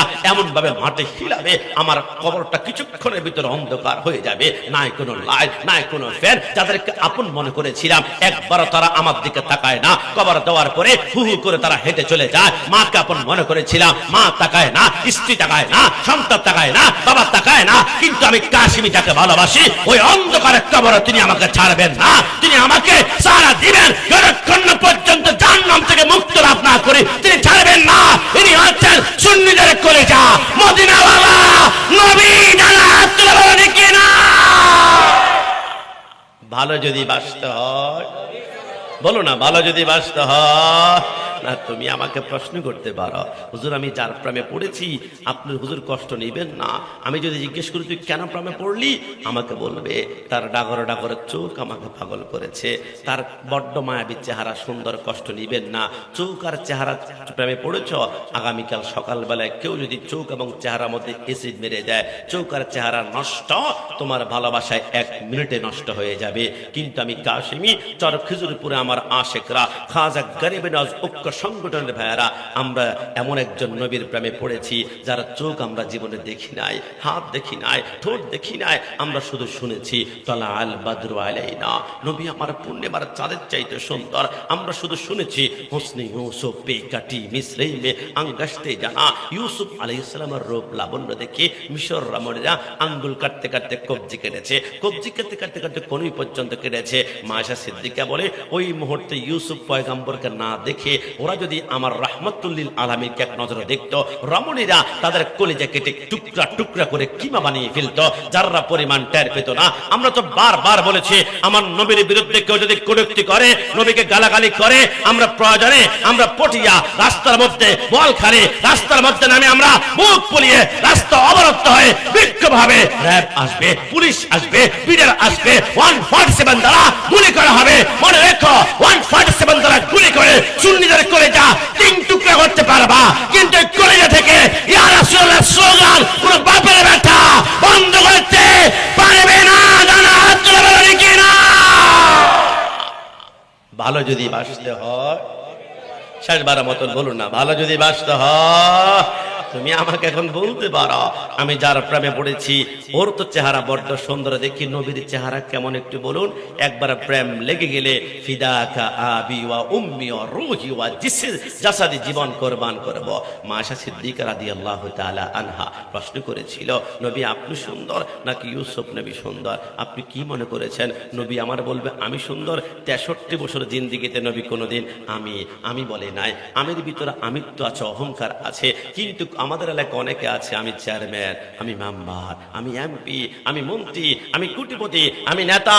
কথা বলিস না, 14 শিখের ভিতরে ঢুকাই ফেলবো। আমি বলতে বলতে বুক ফুলবে, সেইটা করবেন ওই সেইটার দাম যারা পরিমাণ রবের কাছে নাই। আগে অহংকার কলব থেকে সরাতে হবে। কোন একজন শায়ের চমৎকার বলেছেন বকরি কাহে मैं तो चोरी के नीचे आए, मैं ना कहे मैं ना तो सबके दिल की उठाए। बकरी माने ছাগল, ছাগল কি বলে? मैं আমি আমি আমি সব আমার আল্লাহ বলে কেড়ে ছাগল বেশি বেশি আমি করছিস তো, তোকে আমি আল্লাহ ছুরির নিচে ঢুকাই দিলাম। কোরবানি করো, ছাগলকে জবাই করো, আকিকা ছাগলকে জবাই করো, ফাতিহা ছাগলকে জবাই করো। কিন্তু ময়না পাখি কি বলে? না আমি কিছুই না। আমার আল্লাহ বলে কেড়ে ময়না যখন নিজেকে বললো কিছুই না, নগণ্য করেছে, ময়নাকে এত দাম বাড়ালাম। একটা ময়না পাখির দাম 15, 20, 25,000 টাকা। একটা ছাগল জবাই করে 40 ভাগ করলো, এক ভাগের গোশত কিন্তু ময়না পাখির গায়ের মধ্যে নাই। এরপরে ময়না পাখি কিনে আমরা সরবি কলা খাওয়াই, আপেল খাওয়াই, নাশপাতি খাওয়াই। কিরে ময়না, তোর প্রতি এত মানুষের মহাব্বত কেন? ময়না বলে আমি যে বলেছিলাম না আমি কিছুই না। আমি যখন নিজেকে নগণ্য করে দিয়েছি, প্রত্যেকটা মানুষের হৃদয়ে আল্লাহ আমার জন্য মহাব্বত বাড়িয়ে দিয়েছে। জবান খুলে বলে সুবহানাল্লাহ। আগামীকাল বলেই দেখুন না, আমি কোটিপতি না, আল্লাহ একটু সম্পদের মালিক বানিয়েছে। আমি নেতা না, আল্লাহ আমাদের মতো সাধারণ মানুষ। আপনি যখন নিজেকে যত ডাউন করবেন, উপর উঠানোর দায়িত্ব আল্লাহ কুদরতি হাতেই নিবে। একটু জবান খুলে বলে সুবহানাল্লাহ। মায়েশা সিদ্দিকা বলেছিল, নবী আপনি সুন্দর নাকি ইউসুফ নবী সুন্দর? নবী আমার মুস্কি এসে বলেছিল, জামালি মিসলুল মিলহে। আয়েশা, আমার সৌন্দর্য হচ্ছে লবণের মতো। রাসূল সৌন্দর্য আবার লবণের মতো কেমন হয়? নবী আমার বলে, শুনো, মনে করেন আপনাদের এলাকায় একজন কোটিপতি আছে, 10 লক্ষ টাকা খরচ করে একটা মেজবানি করবেন। দুবাই থেকে মশলা এনেছেন, ওমান থেকে ঘি এনেছেন, ইন্ডিয়া থেকে বাসমতি চাল এনে রাত 3টা বাজে বাউচ্ছে রান্না শুরু করলো। গরম তেলের মধ্যে যখন দুবাইয়ের মশলা ছেড়ে দিল, মো মো করে সুগ্রান বের হলো, ফ্লেভার বের হলো। ফজর নামাজ পড়তে সে মুসল্লিরা বলো, ওয়াও, যে পরিমাণে ফ্লেভার, 2-3 প্লেট তো খাবোই আজকে, মেজবানি দারুণ হবে। কিন্তু সকাল 8টা বাজে রান্নার শেষ প্রান্তে এসে বাউচ্ছি চিন্তা করলো, লক্ষ লক্ষ টাকা দামের মশলা দিয়েছি, লবণ 1 কেজি 40, 2 কেজি 80, 3 কেজি 120, 100 টাকার লবণ না দিলে কি বা হবে? বাদ দে, লবণটা দিলাম না। খাবারের টেবিলে বসা পর্যন্ত বলবে মানুষ নিঃশ্বাস টানবে, ওয়াও, যেই পরিমাণে গ্রান, আজকে খাবো 2 প্লেট, 3 প্লেট, 4 প্লেট, 5 প্লেট। কিন্তু লোকমা মুখে দেওয়ার পরে চোখ লাল করে ফেলবে। কিরে কি হয়েছে? বলে কি, খাবারে কোনো স্বাদ পাই না, খাবারে লবণ দেওয়া হয় না। নবী আমার বলে, খাবারে লবণ না দিলে খাবারে যেমন স্বাদ পাওয়া যায় না, আমি রাসূলের নূর যদি ইউসুফের ভিতরে না ঢুকতো, ইউসুফকে জিন্দেগিতে কেউ কোনোদিন সুন্দর বলতো না। আমি রাসূলের নূর যদি সূর্যের ভিতরে না ঢুকতো, সূর্যকে সুন্দর বলতো না। আমি রাসূলের নূর যদি চন্দ্রের ভিতরে না ঢুকতো, চন্দ্রকে সুন্দর বলতো না। আমি রাসূলের নূর যদি গোলাপ ফুলের ভিতরে না ঢুকতো, গোলাপ ফুলকে সুন্দর বলতো না। আমি রাসূলের নূর যদি কক্সবাজার সমুদ্র সৈকতের ঢেউর ভিতরে না ঢুকতো, কেউ ওয়াও ফ্যান্টাস্টিক বলতো না। আমি রাসূলের নূর যদি শ্রীমঙ্গলের চা বাগানে না ঢুকতো, কেউ সুন্দর বলতো না। আজকে থেকে মনে রাখবা, দুনিয়ার যে কোনো দৃশ্য দেখে যদি মনে হয় ওয়াও ফ্যান্টাস্টিক, এত সুন্দর কেমনে হতে পারে, খোদার কসম, প্রত্যেকটা সুন্দর দৃশ্যের ভিতরে মদিনা ওয়ালার একটা নূরের ঝলক আমার আল্লাহ লাগিয়েছেন। তো লাগিয়েছেন, একটু জবান খুলে বলে সুবহান। ভালো যদি বাঁচতে হয়, জবান খুলে ভালো যদি বাঁচতে হয়, মাল্লা মদিনাওয়ালার গোলামিতে মৃত্যুর আগ পর্যন্ত কবুল করুন। সবাই জবান খুলে বলি আমি। আদম শফিউল্লাহকে তৈরি করার জন্য জমিনের মাটি আল্লাহ জান্নাতে নিয়েছেন, আর আমার নবীকে সৃষ্টি করার জন্য আমার আল্লাহ গোটা জান্নাতটা সোনার মদিনায় রাসূলুল্লাহর কদমের কাছে নিয়ে এসেছেন। জোরে বলে সুবহানাল্লাহ। আপনি কোন নবীর কথা বলছি জানেন? আমরা আমার আল্লাহ বলে, হে সমস্ত ফেরেশতারা, আদমকে সম্মান করো, তোমরা সবাই সিজদা করো। ফেরেশতারা সিজদা করেছে। আল্লাহ বলে সিজদা হচ্ছে কিছুক্ষণ জন্য, সিজদা দিয়েছে, তাসবিহ পড়েছে, আবার উঠেছে। কিন্তু আমার বন্ধু সম্মান কি জানো? সাল্লু আলাইহি ওয়া সাল্লিমু তাসলিমা। সিজদা কিছুক্ষণ পরে শেষ হয়ে যায়, কিন্তু দুরূদ শরীফ কিয়ামত পর্যন্ত চলতে থাকবে। আর এখানে শেষ নয়। আমার আল্লাহ বলে সিজদা দিয়েছে ফেরেশতারা, আমি আল্লাহ সেখানে শামিল ছিলাম না, কিন্তু বন্ধুর উপরে দুরূদ শরীফ যখন পড়লো, ফেরেশতারা তোমরা পড়ো, আমিও তোমাদের সাথে পড়তে লাগলাম। একটু জবান খুলে বলে সুবহানাল্লাহ। এই রাসূলের শান গোটা পৃথিবী চেষ্টা করলো, কেউ কোনোদিন দমাতে পারবে? এই জবান খুলে বলুন, পারবে? ওই নবীর পক্ষ থেকে বদনামি হবে, ওই নবীর পক্ষ থেকে মাজার পূজারে বলে গালি দেওয়া হবে। এতে টেনশন করবেন না, কারণ আমরা শুনিরা মাজার পূজা করি না। আল্লাহর ওলিরা আমাদেরকে মাজার পূজা শিখান নাই, মাজার পূজা থেকে সেভ করে সেইটা শিখিয়েছেন। তাই তো আল্লাহর ওলিদের প্রত্যেকটা মাজারের পাশে একটা একটা মসজিদ রয়েছে। শাহজালাল মাজারের পাশে মসজিদ আছে, শাহপুরার মাজারের পাশে মসজিদ আছে, খুলনা খানজার আলী মাজারের পাশে মসজিদ আছে, রাজশাহী শাহ মাকদুম রূপসী বাংলার মাজারের পাশে মসজিদ আছে আমানত শাহ, গরিবুল্লাহ শাহ, মিসকিন শাহর মাজারের পাশে মসজিদ আছে, শেরে বাংলা রহমতুল্লাহ মাজারের পাশে মসজিদ আছে, গাউসে মজবন্ডারের মাজারের পাশে মসজিদ আছে, শাহী শাহ সিরকুটের মাজারের পাশে মসজিদ আছে, মালিক শাহ কুতুবী, মুহসিন আউলিয়া, খাজা গরিব নওয়াজ প্রত্যেকের মাজারের পাশে মসজিদ আছে। আল্লাহর ওলিরা আমাদেরকে পূজা শিখায় না, আল্লাহর ওলিরা সেইটা শেখানোর জন্য এসেছে। আল্লাহর ওলিদের বক্তব্য জিয়ারত হবে মাজারে, আর সেইটা হবে মসজিদে। ডানা হাত তুলে বলেন কি না? কিছুদিন পূর্বে প্রোগ্রামে গিয়েছিলাম সিরাজগঞ্জ, যমুনা সেতু পার হওয়ার পরে আমাকে বললো, হুজুর মাজার ব্যবসা কেমন চলছে? আমি বললাম, কেন এই কথা বললা? বলে, সব মাজার কেবল রাস্তার পাশে, সিএনজির টাকার ধান্দা, বাসের টাকার ধান্দা, হাইসের টাকার ধান্দা। আমি বললাম, মুখ সামলায় কথা বলো, প্রত্যেকটা মাজার রাস্তার পাশে নয়, আমি প্রমাণ করব প্রত্যেকটা রাস্তা হচ্ছে মাজারের পাশে। বলে, হুজুর বুঝলাম না। আমি বললাম, চট্টগ্রাম গরিবুল্লাহ শাহর মাজার গিয়েছ? বলে, গিয়েছি। বলো, মাজারটা কি পাহাড়ের উপরে নাকি সমতলে? বলে, হুজুর পাহাড়ের উপরে। তো পাহাড়ের উপরে কখন রাজপথ হতে শুনেছ? বলে, শুনি নাই। তো কেমন হয়েছে তোমাকে গল্পটা আমি শোনাই। যখন আল্লাহর বলি গরিবুল্লাহ শাহ পাহাড়ে রিয়াজত করতেন, ধ্যান করতেন, মোরাকাবা, মুশাহাদা, কারণ দুনিয়ার রাজপথে নেমে ইবাদত করলে রাজনীতি আছে, মারামারি আছে, দ্বন্দ্ব সংঘাত আছে, কিন্তু জঙ্গলে গেলে সেখানে শুধু ইল্লাল্লাহ, সুবহানাল্লাহ, আল্লাহু আকবার, সেখানে জিকির করতে করতে ফানা বিল্লাহ হয়েছে। যখন গরিবুল্লাহ শাহ রাহমাতুল্লাহ আলাইহি পাহাড়ে পর্যগমন করলেন, তিনার মাজার হলো, লক্ষ লক্ষ মানুষ সেই পাহাড়ে জিয়ারত করার জন্য আপ ডাউন করতে লাগলো। আপ ডাউন করতে করতে পাহাড়ের ভিতরে লতা পাতা সরে গিয়ে চিকন একটা রাস্তা হয়ে গেল। আশেপাশের মানুষ থেকে চিন্তা করলো, সিএনজি থেকে নিউ মার্কেট থেকে আমরা যাব, সিএনজি আপ ডাউন করতে করতে রাস্তা আরেকটু মোটা হয়ে গেল। বোয়ালখালী থেকে চিন্তা করলো, আমরা হাইস গাড়ি নিয়ে যাব, হাইস আপ ডাউন করতে করতে রাস্তা আরেকটু মোটা হয়ে গেল। সরকার চিন্তা করলো, যেই পরিমাণে মানুষ আল্লাহর ওলির কদমে আসে, সব মানুষের জনগণের খেদমত করা দায়িত্ব, একটা চিকন রাস্তা বানিয়ে দিলাম। এবার চিন্তা করলো রংপুর, জামালপুর, দিনাজপুর, এরা চিন্তা করলো, না সিএনজি আর হাইস দিয়ে হবে না, এবার বড় বড় বাস লাগবে, বড় বড় বাস নিয়ে এবার তারা এবার জিয়ারত করতে শুরু করলো। বলবো, গ্রিন লাইন, এসি, বড় বড় বাসগুলা আস্তে আস্তে এবার সরকার চিন্তা করলো চিকন রাস্তা দিয়ে হবে না, এবার রাজপথ করে দিল। তাই বাংলাদেশের সবচেয়ে বড় বড় বাসগুলা এখন গরিবুল্লাহ শাহর মাজারের কদমের মধ্যে গিয়ে হাজির হয়েছে। আল্লাহর ওলিরা রাজপথে শোয় না, আল্লাহর ওলিরা যেখানে শোয় ওইখানে আমার আল্লাহ রাজপথ বানিয়ে দেয়। ডানা হাত তুলে বলেন কি না? এই জন্য মাজারের পূজারি বললে রাগ করা যাবে না। আমরা মাজার পূজা করি না। যারা মাজার পূজারি বলবে, বুঝবেন এরা হচ্ছে ওহাবি, ওহাবি, ওহাবি। কথা বলো ঠিক না? গতকালকার আগের দিন দেখলাম শায়েখ আহমদুল্লাহ নামক একজন বক্তা আছে, ফেসবুকে দেখতে পারবেন। সে বলছে, আব্বা আম্মার জন্য দোয়া করার জন্য আল্লাহর ওলির কদমে যাওয়া দরকার নাই, তুমি নিজেই হাত তুলে দোয়া করো। খবরদার, মনে রাখবেন আপনার জবান আর আল্লাহর ওলির জবানের ভিতরে হাজার গুণ পার্থক্য আছে।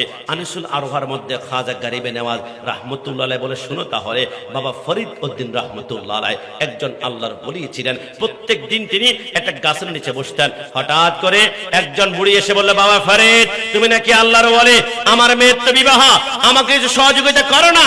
বাবা ফরিদের কাছে যখন বুড়িটা গেল, বাবা ফরিদ বলল, বুড়ি, আম্মা জান, ওইখানে 3টা মাটির ঢিলা দেখা যাচ্ছে, এইখানে নিয়ে আসো। 3টা মাটির ঢিলা যখন নিয়ে আসলো, বাবা ফরিদ এবার বলল, তোমার ওড়নার কোণার মধ্যে পেঁচিয়ে রাখো। পেঁচিয়ে রাখার পরে বাবা ফরিদ সেই 3টা মাটির ঢিলার সামনে গিয়ে 3 বার সূরা ফাতিহা পড়ে ফু দিলেন। ফু দেওয়ার পরে বললেন, আম্মা জান, এখন খুলবেন না, ঘরে গিয়ে খুলবেন। ঘরে গিয়ে বুড়ি বলে, আমি খুলে দেখি 3টা মাটির ঢিলা 3টা স্বর্ণের টুকরা হয়ে আছে। জবান খুলে বলে সুবহানাল্লাহ। এবার বুড়ি বলে, কি রে? 3 বার সূরা ফাতিহা পড়ে ফু দিলে স্বর্ণের টুকরা হয়ে যায় মাটি। সূত্র তো এখন আমি নিজেই শিখে ফেলেছি। এবার বুড়ি এবার নিজ হাতে 150 মাটির ঢিলা বানিয়েছে। বানানোর পরে দরজা বন্ধ, জানালা বন্ধ। এবার সূরা ফাতিহা 3 বার পড়ে ফু দেয়, মাটি মাটি স্বর্ণ হয় না। 300 বার পড়ে ফু দেয়, মাটি মাটি স্বর্ণ হয় না। এবার 3000 পরে ফু দেয়, মাটি মাটি স্বর্ণ হয় না। বুড়ির মাথার মেজাজ গরম হয়ে গেল। বাবা ফরিদ, তুমি 3 বার সূরা ফাতিহা পড়ে ফু দিয়েছ, মাটি স্বর্ণ হয়ে যায়, আমি 3000 বার পড়লাম, স্বর্ণ কেন হয় না? বাবা ফরিদ বলে সূরা ফাতিহা তো পাবা, কিন্তু বাবা ফরিদের জবান তুমি কোথায় পাবা? একটু জবান খুলে বলে সুবহানাল্লাহ। আমি কাশিমীকে পাবা, কিন্তু আমার অক্ষর জবান তুমি কোথায় পাবা? আমি কাশিমকে পাবা, গাউসে মাঝবান্ডারের জবান তুমি কোথায় পাবা? আমি কাশিমকে পাবা, শাহিন শাহ সিরকুটের জবান তোমরা কোথায় পাবা? কারণ আমাদের জবান নিয়ে মিথ্যা বলি, হারাম খায়, গীবত করে, আল্লাহ কবুল করতে লেট করে, কিন্তু আল্লাহর ওলিরা যখন চায়, আমার আল্লাহ বলে তারা তো আমার বন্ধু, বন্ধুত্বের খাতিরে 6 মাস লাগবে না, 6 সেকেন্ডে তোমার দরখাস্ত আমি আল্লাহ কবুল করে ফেললাম। একটু জবান খুলে বলো সুবহানাল্লাহ। এই জন্য 4টা জিনিস মনে রাখবেন, ইবাদত হবে আল্লাহর, মুহাব্বত রাসূলুল্লাহর, খেদমত মা বাবার, সোহবত নেসবত হচ্ছে আল্লাহর বলি। সর্বশেষে একটা তথ্য আপনাদেরকে একটু জানিয়ে শেষ করে দিচ্ছি। আজকে থেকে যদি আপনার জমানের প্রত্যেকটা দোয়া আল্লাহ কবুল করুক আপনি চান, তাহলে অবশ্যই অবশ্যই 2টা জিনিস থেকে জিহ্বাকে হেফাজত রাখতে হবে। যা চাইবেন আল্লাহ তাই দিবে। বাহজাতুল আসরারের মধ্যে নূরউদ্দিন শাতনবী রাহমাতুল্লাহ লেখে, আমার গাউসুল আজম রাস্তার পাশ দিয়ে হাঁটতে লাগলেন, একটা বুড়ি নদীর পাড়ে বসা কান্না করছে। আমার গাউসুল আজম বলে, মা কেন কান্না করছেন? বলে, আজ থেকে 12 বছর আগে আমার সন্তান বিবাহ করে নদী পাড়ি দিয়ে আসার সময় নদীর মধ্যখানে জ্বরের কবলে পড়ে মৃত্যুবরণ করেছে। গাউসুল আজম বলে, এখন যদি 12 বছর আগে সন্তান জীবিত হয়ে আসে কেমন লাগবে? বুড়ি বলে, সম্ভব নয়। 12 বছর আগে যেদিন মৃত্যুবরণ করেছে তার 3-4 দিন পরেই তো তার শরীরটা পচে গিয়েছে, মাছের ঠুকরি ঠুকরি খেয়ে ফেলেছে। ওই মাছটা 1 মাস পরে বড় হওয়ার পরে কোন জালের ভিতরে হয়তো বা ক্যাচ ধরা খেয়েছে। ওই মাছটা বোয়ালখালী হয়তো বা চট্টগ্রামের কোনো বড় বাজারে বিক্রি হয়েছে। বিক্রি হওয়ার পরে অনেকে সুন্দর করে ফ্রেশ করে টমেটো দিয়ে ঝুলঝুল করে রান্না করেছে। রান্না করার খাওয়ার পরে 3-4 ঘন্টা পরে পায়খানা করেছে। ওই পায়খানা কোনো জানোয়ার খেয়েছে, ওই জানোয়ারকে আরেকটা জানোয়ার খেয়েছে, ওইটাকে আরেকটা জানোয়ার খেয়েছে। এত বছর পরে প্রথম মাছ খেয়েছে, মাছকে মানুষ খেয়েছে, মানুষের পায়খানা মলমূত্র আরেকজন জানোয়ার খেয়েছে, জানোয়ারটা আরেকটা জানোয়ার। সন্তান কেমনে ফিরে আসবা? গাউসুল আজম বান্ড হাত তুলে বলে, আল্লাহ আমি যদি তোমার বন্ধু হয়ে থাকি, বন্ধুত্বের খাতিরে মরা সন্তানকে জীবিত করে দাও। সেকেন্ডের ভিতরে 12 বছর আগে সন্তান জীবিত হয়ে মার কদমে চুমাতে লাগলো। জবান খুলে বলে সুবহানাল্লাহ। এবারে বুড়ি কান্না করতে শুরু করলো।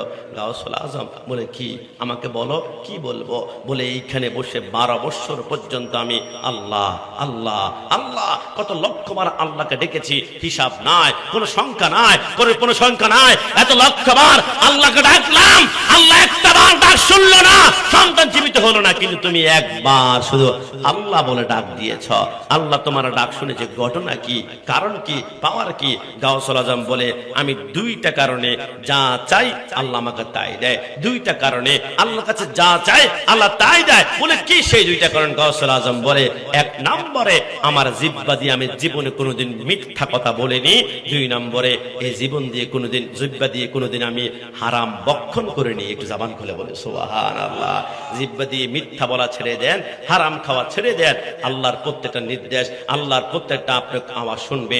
আল্লাহর প্রত্যেকটা নির্দেশ যখন মানবেন, তখন মাওলা আপনার প্রত্যেকটা আশা আকাঙ্ক্ষা কবুল করবে। রব্বুল আলামিন মৃত্যুর আগ পর্যন্ত ওলি আল্লাহ সোহবত নিয়ে, মদিনাওয়ালার গোলামি নিয়ে মৃত্যুবরণ করতে পারে। সবাই জবান খুলে বলি আমিন। আর একটু জবান খুলে বলি আমিন। সর্বশেষ এতটুকুই বলবো, ওই কিয়ামতের ময়দানে আমার নবী ছাড়া কোনো উপায় থাকতে পারে? 2000 আজকে 26 সালের, আজকে হচ্ছে এপ্রিলের 3 তারিখ। আমি যদি বলি আল্লাহ একটু বলুন না, এই আজকে থেকে আপনি কি জানেন কিয়ামতের ময়দানে বিচার আচার হওয়ার পরে কে জান্নাতি কে জাহান্নামী? এখন থেকে আমার আল্লাহ বলেন, ইন্নাল্লাহা আলিমুম বিযাতিস সুদূর। এখন থেকে জানি কিয়ামতের ময়দানের পরে কে জান্নাতে কে জাহান্নামী। তো আল্লাহ কে জান্নাতে কে জাহান্নামী এখন থেকে যদি আপনি জানেন, তো কিয়ামতের ময়দানে 4টে স্টেশন দিয়েছেন। একটা মিজান, একটা ফুলসিরাত, একটা হাউজে কাউসার, আর একটা মাকামে মাহমুদ। দরকার কি? কোন স্টেশন দরকার নাই। যারা জান্নাতি ডাইরেক্ট জান্নাতে ঢুকিয়ে দেন, যারা জাহান্নামী জাহান্নামে নিক্ষেপ করেন। আমার আল্লাহ বলে, বোকা, আমি আল্লাহ কিয়ামতের ময়দান তো আমি আল্লাহর পাওয়ার দেখানোর জন্য বানাইনি, তো কেন বানিয়েছেন? আলা হযরত সেই কথাটাই বলেছেন, আরশে হক হে মসনদে রিফাত রাসূলুল্লাহ কি দেখনি হে হাশর মে ইজ্জত রাসূলুল্লাহ কি। কিয়ামতের ময়দান বানিয়েছে আমার বন্ধুত্বের পাওয়ার দেখানোর জন্য। ওই যে দুনিয়া জমিনে থাকে অনেকে বলেছে নবী মাটির তৈরি, নবী আমার মতো মানুষ, নবী কাওয়া, নবী সাংবাদিক। তারা কেন বলেছে? তারা বলে 1971 সালে দেশ স্বাধীন করেছে, যা মন চায় তা বলবো, আমার স্বাধীনতা।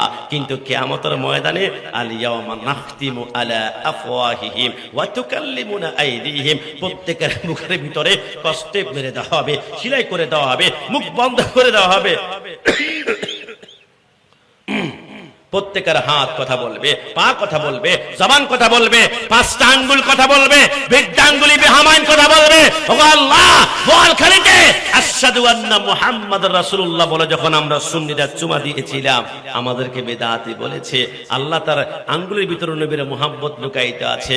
আমার আল্লাহ বলে নামাজ দিয়ে জান্নাতে যেতে পারবে গ্যারান্টি নাই, তবে রাসূলের মুহাব্বত যদি থাকে, আমল কম হতে পারে, নামাজ কম হতে পারে, রোজা কম হতে পারে, জান্নাত নিশ্চিত হয়ে যাবে। নবী আমার সেইদার মধ্যে পড়ে বলবে, আল্লাহ যতক্ষণ না আমার কাছে উম্মত আছে আর জাহান্নামে নামাজ কম রোজা কম, কিন্তু এদের অন্তরে নবীর মুহাব্বতের কোনো কমতি ছিল না।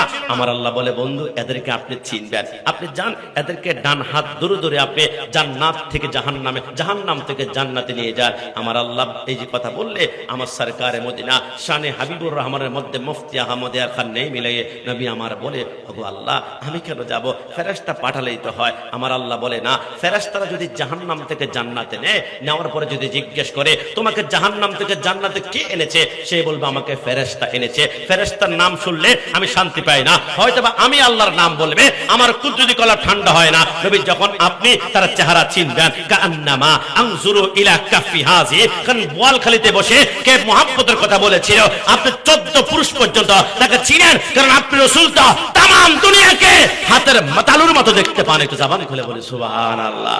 আপনি যখন জাহান্নাম থেকে জান্নাতে নিবেন, যদি প্রশ্ন করা হয় তোমাকে জাহান্নাম থেকে জান্নাতে কে নিয়েছে, যখন বলবে মুহাম্মদুর রাসূলুল্লাহ সাল্লাল্লাহু আলাইহি ওয়াসাল্লাম, নবী আপনার নাম বললে আমার কুদরতি কলিজা ঠান্ডা হয়ে যাবে। একটু জবান খুলে বলি সুবহানাল্লাহ। নাজমুল উয়ুনি ইসমু মুহাম্মদ, নূরুল কুলুবি ইসমু Muhammad, star of my eyes, name of Muhammad, light of my heart is name of Muhammad, आँखों का तारा नामे Muhammad, दिल का उजाला नामे Muhammad, চোখের মনি নবীজির নাম, হৃদয়ের আলো নবীজির নাম, চোখের মনি নবীজির নাম, হৃদয়ের আলো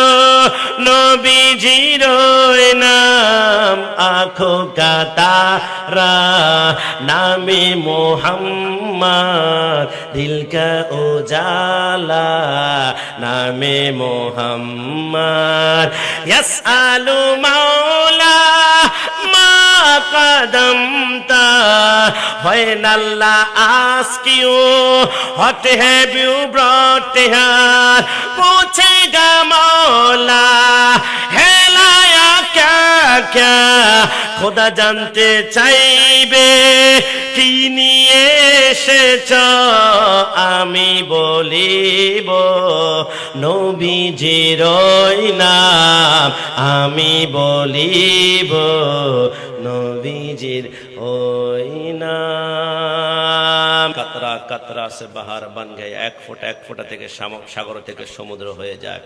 আপনারা একটু একটু করে সহযোগিতা করেছেন বিদায় খাজা গরিব নজর রহমতুল্লাহ ঐক্য সংগঠনের ভাইরা লক্ষ টাকা খরচ করে মাহফিলটা আয়োজন করতে পেরেছেন। তবে মাহফিল থেকে যাওয়ার পরে সবসময় মনে রাখবেন রব্বুল আলামিন রহমান মেহেরবান, যা গুনাহ করেছি তুবু ইলাল্লাহি তাওবাতান নাসুহা, যাতে করে আল্লাহ জিন্দেগির গুনাহগুলো মাফ করে দাও।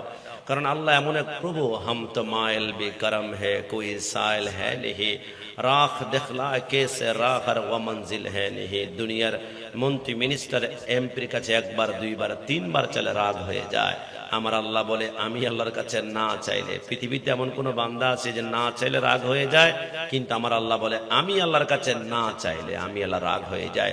বান্দা আমাকে একবার ডাক দাও ইয়া আল্লাহ বলে, তোমার ডাকে আমি আল্লাহ 70 বার সাড়া প্রদান করে, জোরে বলে সুবহানাল্লাহ। আল্লাহ কত মেহেরবান। চট্টগ্রাম ইপিজেডে আমরা যদি চাকরি করি, একদিন চাকরিতে না গেলে একদিনের বেতন কাটা, 2 দিন না গেলে 2 দিনের বেতন কাটা, 3 দিন না গেলে 3 দিনের বেতন কাটা। আল্লাহ যদি বলে দুনিয়ার সামান্য মালিক একদিন না গেলে বেতন কেটে ফেলে, তো ফজরের নামাজ পড়স নাই, শাস্তি হিসাবে 2 মিনিট তোর অক্সিজেন বন্ধ, তুমি লাশ মরহুম, তোমার খাটিয়ার মধ্যে সুন্দর করে আতর মেখে কবর ঢুকাই দেওয়া হবে। কিন্তু আমার আল্লাহ বলেন আমি তো রহমান, বান্দা জুলুম করে পাপ করে নির্দেশ মানে না, আমি আল্লাহ চাইলে তারা নিঃশ্বাস বন্ধ করতে পারে, কিন্তু আমি আল্লাহ যখন বান্দার উপর নারাজ হব তার চোখ কিন্তু ঠিক রাখবো। চোখের ভিতরে 1,86,000 তার আছে, একটা তার কিন্তু আমি ফুটো করে দিলে চোখটা ব্লাইন্ড হয়ে যাবে, অন্ধ হয়ে যাবে। আমি আল্লাহ এই শাস্তি দিব না। বান্দা তোমার উপর যখন আমি রাগান্বিত হব, তখন বান্দার উপর থেকে আল্লাহ একটা জিনিস উঠিয়ে নিয়ে যায়, সেটা হচ্ছে কি ওয়াল্লাযীনা ইয়াবিতুনা লিরাব্বিহিম সুজদান ওয়া কিয়ামা। এটা হচ্ছে সুজুদ। আল্লাহ যখন বান্দার উপর নারাজ হয়, তখন তার ভিতর থেকে সিজদাটা উঠিয়ে নিয়ে যায়। দোস্ত নামাজ পড়বি না, লুঙ্গিতে সমস্যা আছে, তুই যে আমি পরে আসতেছি। নামাজ পড়বি না, প্যান্টের সমস্যা আছে, তুই যে আমি পরে আসতেছি। নামাজ পড়বি না, আমার খেলাটা একটু বাকি আছে, তুই যে আমি আসতেছি। নামাজ পড়বি না, গতকাল রাতে আমি গোসল করতে পারি নাই। এই যে আপনি বারবার সিজদার কথা বললে বিরক্ত বিরক্ত বিরক্ত বিরক্ত। মনে রাখবেন আল্লাহ নারাজ, আল্লাহ নারাজ, আল্লাহ নারাজ, আল্লাহ নারাজ। আর সিজদায় সুবহান রাব্বিল আলা 3 বার পড়েছেন, 7 মিঠে না। 5 বার পড়েছেন, 7 মিঠে না। 7 বার পড়েছেন, 7 মিঠে না। কসম খোদার, আল্লাহ রাজি, আপনি জান্নাতের পথেই হাঁটছেন, জোরে বলে সুবহানাল্লাহ। কিয়ামতের ময়দানে প্রথম প্রশ্ন কিন্তু হবে, এ আমার কথা নয়, 63 বছর জিন্দেগিতে একটা মিথ্যা কথা যিনি বলেননি, তিনি হচ্ছেন মদিনাওয়ালা নবী। একটু জবান খুলে বলে সুবহানাল্লাহ। নবী আমার বলে কিয়ামতের ময়দানে প্রথম প্রশ্নই হবে, তুমি কেন সিজদা করে নাই, নামাজ পড়ো নাই? বান্দা বলবে আল্লাহ আমি এমপি ছিলাম, মন্ত্রী ছিলাম, বিভিন্ন রকমের সালিশ ছিল আমার কাছে, রিলিফের মাল বন্টন করেছি, ব্যস্ততার কারণে নামাজ পড়তে পারে নাই। আল্লাহ বলবে আনতা কাযাব, তুমি মিথ্যাবাদী। কেন? আমার আল্লাহ বলে ওই ডান পাশে তাকিয়ে দেখো, চিনতে পারো মানুষটাকে কে গো? আল্লাহ। আমার আল্লাহ বলে এর নাম সুলাইমান পয়গাম্বর। তুমি তো সামান্য বোয়ালখালীর এমপি ছিলা, পটিয়ার এমপি ছিলা, রাঙ্গুনের এমপি ছিলা, আনোয়ারের এমপি ছিলা, কিন্তু আমার সুলাইমান উত্তর থেকে দক্ষিণ, পূর্ব থেকে পশ্চিম গোটা পৃথিবীর বাদশা ছিল। তুমি শুধু মানুষের কথা বুঝতা। সুলাইমান পিপিলিকার কথা বোঝে, মাকড়সার কথা বোঝে, তেলাপোকার কথা বোঝে, ঝিঝি পোকার কথা বোঝে, পিঁপড়ার কথা বোঝে, কিন্তু এত বাদশা হওয়ার পরও একটা সিজদা কোনোদিন ছাড়ে নাই। তুমি সামান্য ক্ষমতাবান হওয়ার পর নামাজ ছেড়ে দিয়েছ, আনতা কাযাব, মিথ্যাবাদী। 70,000 শিকল হাতের মধ্যে লাগায় জাহান্নামে টানতে শুরু করবে। বান্দা বলবে আল্লাহ একটা বারের জন্য দুনিয়াতে পাঠাও, জিন্দেগিতে কোনোদিন সিজদা ছাড়বো না। আল্লাহ বলবে খবরদার, 82 জায়গায় বলেছিলাম আকিমুস সালাত, আকিমুস সালাত। 5 ওয়াক্ত নামাজ পড়তে সর্বোচ্চ 1 ঘন্টাই লাগবে, কিন্তু তুই 1 ঘন্টা সময় দিলে বাকি 23 ঘন্টা তো গোটা জিন্দেগি তোর পরিবার। কিন্তু না, তুমি আমি আল্লাহর প্রেম মুহাব্বত সিজদা ছেড়ে এখানে আসলে হয় না। মনে রাখবেন, আপনি আল্লাহর প্রেম, আল্লাহর ভালোবাসা যদি অন্য কেউ ভাগ করে নেয়, আল্লাহ ওই জিনিস আপনি থেকে কুরবানি করে নিয়ে যাবে।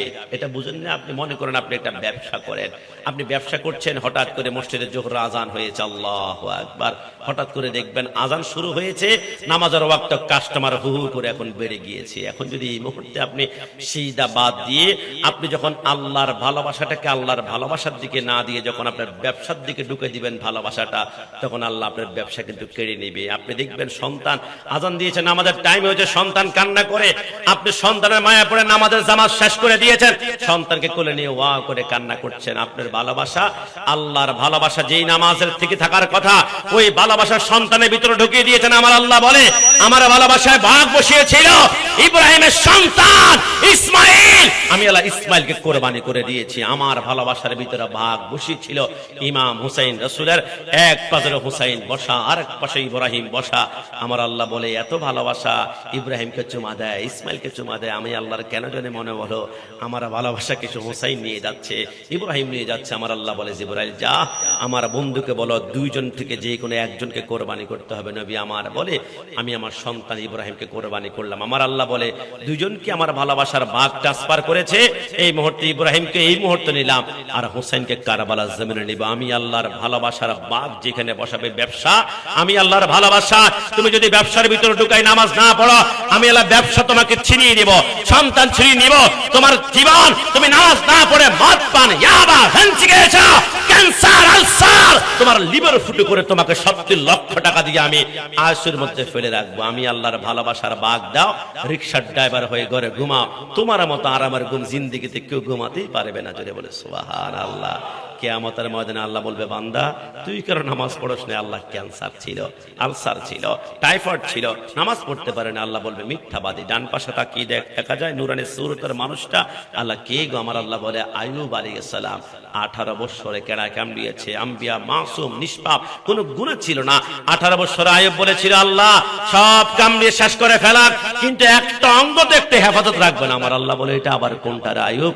আল্লাহ এটা হচ্ছে আমার লিসান, এটা হচ্ছে আমার জিহ্বা, একটু হেফাজত রাখবেন। কেন রে আইয়ুব, কি হবে জিহ্বা দিয়ে?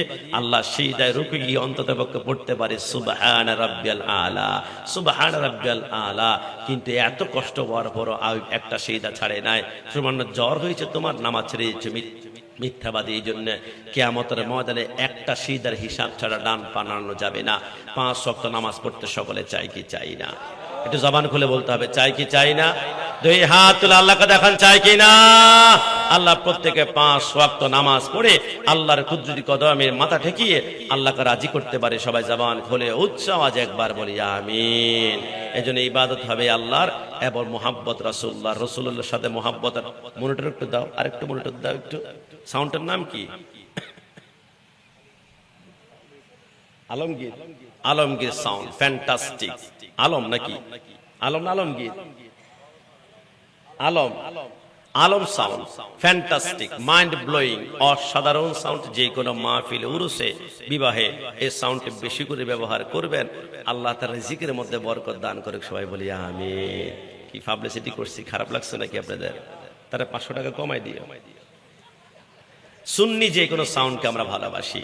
ওহাবি হলে কিন্তু তারটা সিরা কোন দিকে ফালাই দিতাম আল্লাহ ওয়া রাসূল আলামু ভালো জানেন। এই জন্য সুন্নিয়তের প্রতি মহব্বত, ভালোবাসা থাকবে। শুধু এই কথাটাই বলে আমি শেষ করব, ইবাদত আল্লাহর এবং রসুলের মহব্বতের সাথে কানেকশন লাগাবেন। রসুলের সাথে মহব্বত লাগালে শয়তান আপনার সাথে আক্রমণ করতে চাইবে, আপনাকে বিপদগামী করতে চাইবে।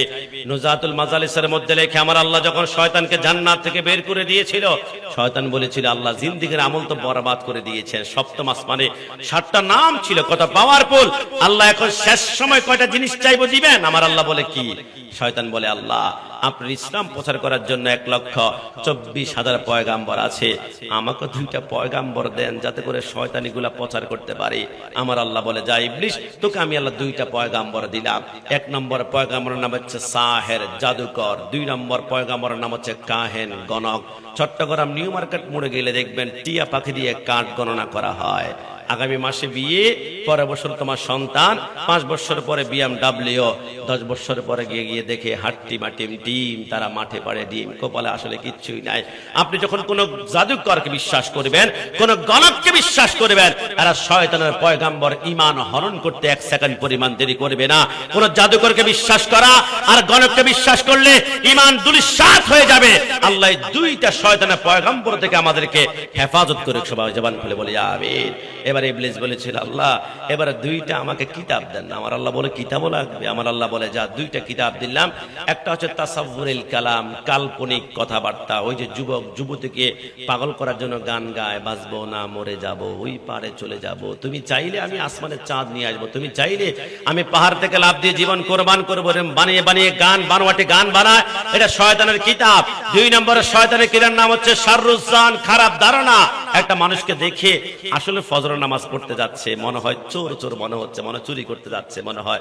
আবার যে চুরি করতে যাচ্ছে তাকে দেখে আপনার ফজরের নামাজই মনে হচ্ছে। এই যে খারাপ ধারণা করা মানুষের প্রতি, এটা শয়তানের কিতাব। শয়তান বলেছিল, আল্লাহ পয়গম্বর পেয়েছি, কিতাব পেয়েছি, আল্লাহ এবার আমাকে একটা মুয়াজ্জিন দেন। আপনার মুয়াজ্জিন বোয়ালখালীতে আল্লাহু আকবার বলে আজান দিলে সমস্ত মানুষ মৌমাছির মতো মসজিদে দৌড়ায়। তো আল্লাহ আমাকে একটা মুয়াজ্জিন দেন যাতে করে আমার দিকে, শয়তানের দিকে মানুষ দৌড়ায় মৌমাছির মতো। আমার আল্লাহ বলে, যা, তোর মসজিদের মুয়াজ্জিনের নাম হচ্ছে মাজিফ। এটা হচ্ছে গান বাদ্যের আওয়াজ, এটা হিন্দি গানের আওয়াজ, এটা প্যাকেজের আওয়াজ, এটা কনসার্টের আওয়াজ। চট্টগ্রাম এমাজি স্টেডিয়ামে কনসার্ট হয়, লক্ষ লক্ষ মানুষ, 500 টাকা টিকিট, তারপরও মানুষ জায়গা দিতে পারে না। 1000 টিকিট, খোদা কি কসম। কোন গান, কোন বাদ্য, কোন নাচ, কোন প্যাকেজে আপনি যখন আওয়াজ শুনে মন্তরঙ্গ দৌড়াতে মন চাইবে, যাই যাই যাই যাই, মনে করবেন শয়তানের মুয়াজ্জিনের ডাকে আপনি সাড়া দিয়েছেন। কসম খোদার, শয়তানের মুয়াজ্জিনের খপ্পরে একবার পড়লে ইমান কিন্তু খপ্পরে পড়ে যাবে, দুলিশাত হয়ে যাবে। শয়তান বলেছিল, আল্লাহ মুয়াজ্জিন পেয়েছি, এবারে একটা মসজিদ তো আমাকে দিবেন। আমার আল্লাহ বলে, মসজিদও লাগবে না। আমার আল্লাহ বলে, শয়তান তোর মসজিদের নাম হচ্ছে শোক, এটা হচ্ছে বাজার। এটা সব বাজার নয় যে বাজারে পুরুষের চাইতে নারীদের আধিপত্য বেশি, নারীদের কণ্ঠের আওয়াজ বেশি। চট্টগ্রাম নিউ মার্কেটে একটু গিয়ে দেখেন তো, জিজ্ঞেস করেন, ভাই পাঞ্জাবের কাপড় আছে? সরন তো আপনি, আপু আপনি আসেন, বাবি আপনি আসেন, খালা আপনি আসেন। মেয়েদের সাথে কি যেন একটা ভাব সম্পর্ক। কারণ কি, একটা পুরুষ থেকে যদি 5 টাকা লাভ করতে পারে, একজন নারী থেকে 20 টাকা লাভ করা সহজ। কারণ পুরুষকে আল্লাহ পরিপূর্ণ ব্রেন দিয়েছে, আর নারীদেরকে আল্লাহ নাকাস অপূর্ণাঙ্গ ব্রেন দিয়েছে। একজন নারীকে হাসি মুখে মিষ্টি একটা কথা বললে 20 টাকা 30 টাকা বাড়িয়ে দিবে, কিন্তু পুরুষ থেকে সহজে নেওয়া যায় না। এই জন্য দেখবেন গোটা মার্কেটটা 100% ভিতরে 80% নারীদের নেতৃত্বে দর কষাকষি, মুলামুলি, কথাবার্তা। যে মার্কেটে পুরুষের কণ্ঠের আওয়াজের চাইতে নারীদের কণ্ঠের আওয়াজ বেশি, এটা হচ্ছে শয়তানের মসজিদ। আল্লাহ আমাদেরকে হেফাজত করুক, সবাই বলি আমিন। শয়তান বলে, আল্লাহ এবার আমাকে পানি দেন, আমি পানি খেতে চাই। কি পানীয়? আমার আল্লাহ বলে, তোমার পানীয় নাম হচ্ছে খামর, এটা হচ্ছে মদ, ইয়াটা ফেন্সি, এটা হচ্ছে ড্যান্ডি, এটা হচ্ছে গাঁজা, এটা হচ্ছে হিরোইন। কারণ মদ খাওয়ার পরে মানুষ আর মানুষ থাকে না। আপনি চিন্তা করেন, আমি কাশ্মীরে যদি আঙ্গুল ব্লেড দিয়ে কেটে যায়, ব্লাড বের হলে আমি দৌড়াই, ফার্মেসি কোথায়, চট্টগ্রাম মেডিকেল কোথায়, হসপিটাল কোথায়, ব্লাড সহ্য করতে পারি না। কিন্তু অবাক লাগে, গত বছরে দেখলাম আমাদের ঢাকা রাজবাড়িতে আপন ভাইকে চিৎ করে শোয়, আর আপন 2 ভাই জ্যান্ত অবস্থায় 2টা চোখ মার্বেলের মতো টেনে বের করে ফেলেছে। আপনারা দেখেন না, কত মানুষকে চাপাতি দিয়ে কুপিয়ে কুপিয়ে কুপিয়ে হাত চোখ বল্লা আলাদা কিরে। ভাই কেমনে সম্ভব? 1 ফোঁটা রক্ত দেখলে আমার মাথা ঠিক থাকে না, কিন্তু এরা কিভাবে কোবায়? কারণ কি জানেন, একজন মানুষ যখন নেশাক্ত হয়ে যায়, নেশা করে মদ, ইয়াবা, ফেন্সি খায়, কিছুক্ষণের জন্য তার মস্তিষ্ক নষ্ট হয়ে যায়। যখন ব্রেন নষ্ট হয়ে যায়, তখন তার মাঝে আর জানোয়ারের মাঝে কোনো পার্থক্য থাকে না। কারণ একটা কুকুর রাস্তার পাশে দাঁড়িয়ে পা উপরের দিকে দিয়ে প্রস্রাব করতে পারে, আপনার আমি রাস্তার পাশে দাঁড়িয়ে প্রস্রাব করতে পারি না। কারণ আমাদের বিবেক আছে, আমরা পুরুষ। একটা জানোয়ার, কুকুরের ব্রেন নাই, সে দাঁড়িয়ে প্রস্রাব করতে পারে। মানুষ যখন নেশা করে তখন তার বিবেক নষ্ট হয়ে যায়, ব্রেন নষ্ট হয়ে যায়, তখন বাঘ, কুকুর, হিংস্র জানোয়ারের মতো আচরণ হয়ে যায়। কাকে কুপিয়েছেন, কাকে মেরেছেন, কাকে র‍্যাপ করেছেন, 6 বছরের বাচ্চাকে পর্যন্ত র‍্যাপ করা হয়, কেমনে সম্ভব? যখন নেশা করে তখন দুনিয়া সব তার কাছে সহজ হয়ে যায়। এই জন্য আশেপাশে কোন নেশার আস্তানা যদি থেকেই থাকে, এটা মনে করবেন না আমার ছেলে তো ব্যারিস্টার, আব্দুল জব্বারের ছেলে নেশা করে, যাক না, নেশার ছোঁয়াচে রোগের চাইতে মারাত্মক। একজন থেকে আরেকজন গোটা পরিবারটা নেশাক্ত হয়ে গেলে এলাকাটা নেশাক্ত হয়ে যাবে। নেশা যদি করতে চাও, 2টা নেশা করো, 2টা নেশা তোমাকে 100% জান্নাতে নেবে। হুজুর নেশা করলে আবার জান্নাতে যাওয়া যায়? হ্যাঁ, নবী আমার বলেছেন। কি নেশা? শাবুন নাশাই ফি ইবাদাতিল্লাহি তাআলা ওয়া মুহাব্বতি রাসূলিল্লাহ। একটা হচ্ছে আল্লাহর ইবাদতের নেশা, আর একটা হচ্ছে রাসূলের মুহাব্বতের নেশা। একটু জবান খুলে বলে সুবহানাল্লাহ। আজকে খাজা রাহমাতুল্লাহ আলাই গরিবে নামাজের ঐক্য সংগঠনের ভাইরা, আজকে এরাও কিন্তু একটা নেশা আসক্ত হয়েছে। ইচ্ছে করলে টাকা দিয়ে তারা খাজা গরিবের কদমে ঘুরতে পারতো, অথবা এই টাকা দিয়ে তারা ইচ্ছে করলে কক্সবাজার, সাজেক, সুন্দরবন, বান্দরবান, সুনামগঞ্জ, টাঙ্গার হাউজে বড় বড় হাউস বোট তারা ব্যবহার করে লক্ষ টাকা খরচ করতে পারতো। কিন্তু না, তারাও কিন্তু একটা নেশায় পড়ে গিয়েছে। এটা হচ্ছে আল্লাহ, রসুল, ওলি আল্লাহর প্রেমের নেশা। একটু জবান খুলে বলে সুবহানাল্লাহ। ইবলিস বলেছিল, আল্লাহ সর্বশেষ একটা জিনিস চাইবো। আল্লাহ বলে কি বল সর্বশেষ? আল্লাহ আমাকে একটা ফাঁদ দেন, যে ফাঁদে একবার পড়লে একটা মানুষের চরিত্র নষ্ট, টাকা নষ্ট, দুনিয়া নষ্ট, আখিরাত বরবাদ হয়ে যাবে। আমাদের কক্সবাজার গেলে মাঝে মাঝে হাঁটতে গেলে চোরাবালির মধ্যে যখন পা পড়ে যায় তখন আমরা ঢুকে যাই, ওই রকম আমার আল্লাহ বলে যা, তোমার চোরাবালি, তোমার ফাদের নাম হচ্ছে নেশা, এটা হচ্ছে পর নারী, এটা পরকীয়া নারী, এটা অবিবাহিত নারীর প্রতি আকর্ষণ। একজন পর নারীর প্রতি তুমি যখন আকর্ষিত হবে, তোমার চরিত্র শেষ, টাকা শেষ, দুনিয়া শেষ, সমাজ শেষ, তোমার সম্মান শেষ, দুনিয়া শেষ, আখিরাত শেষ।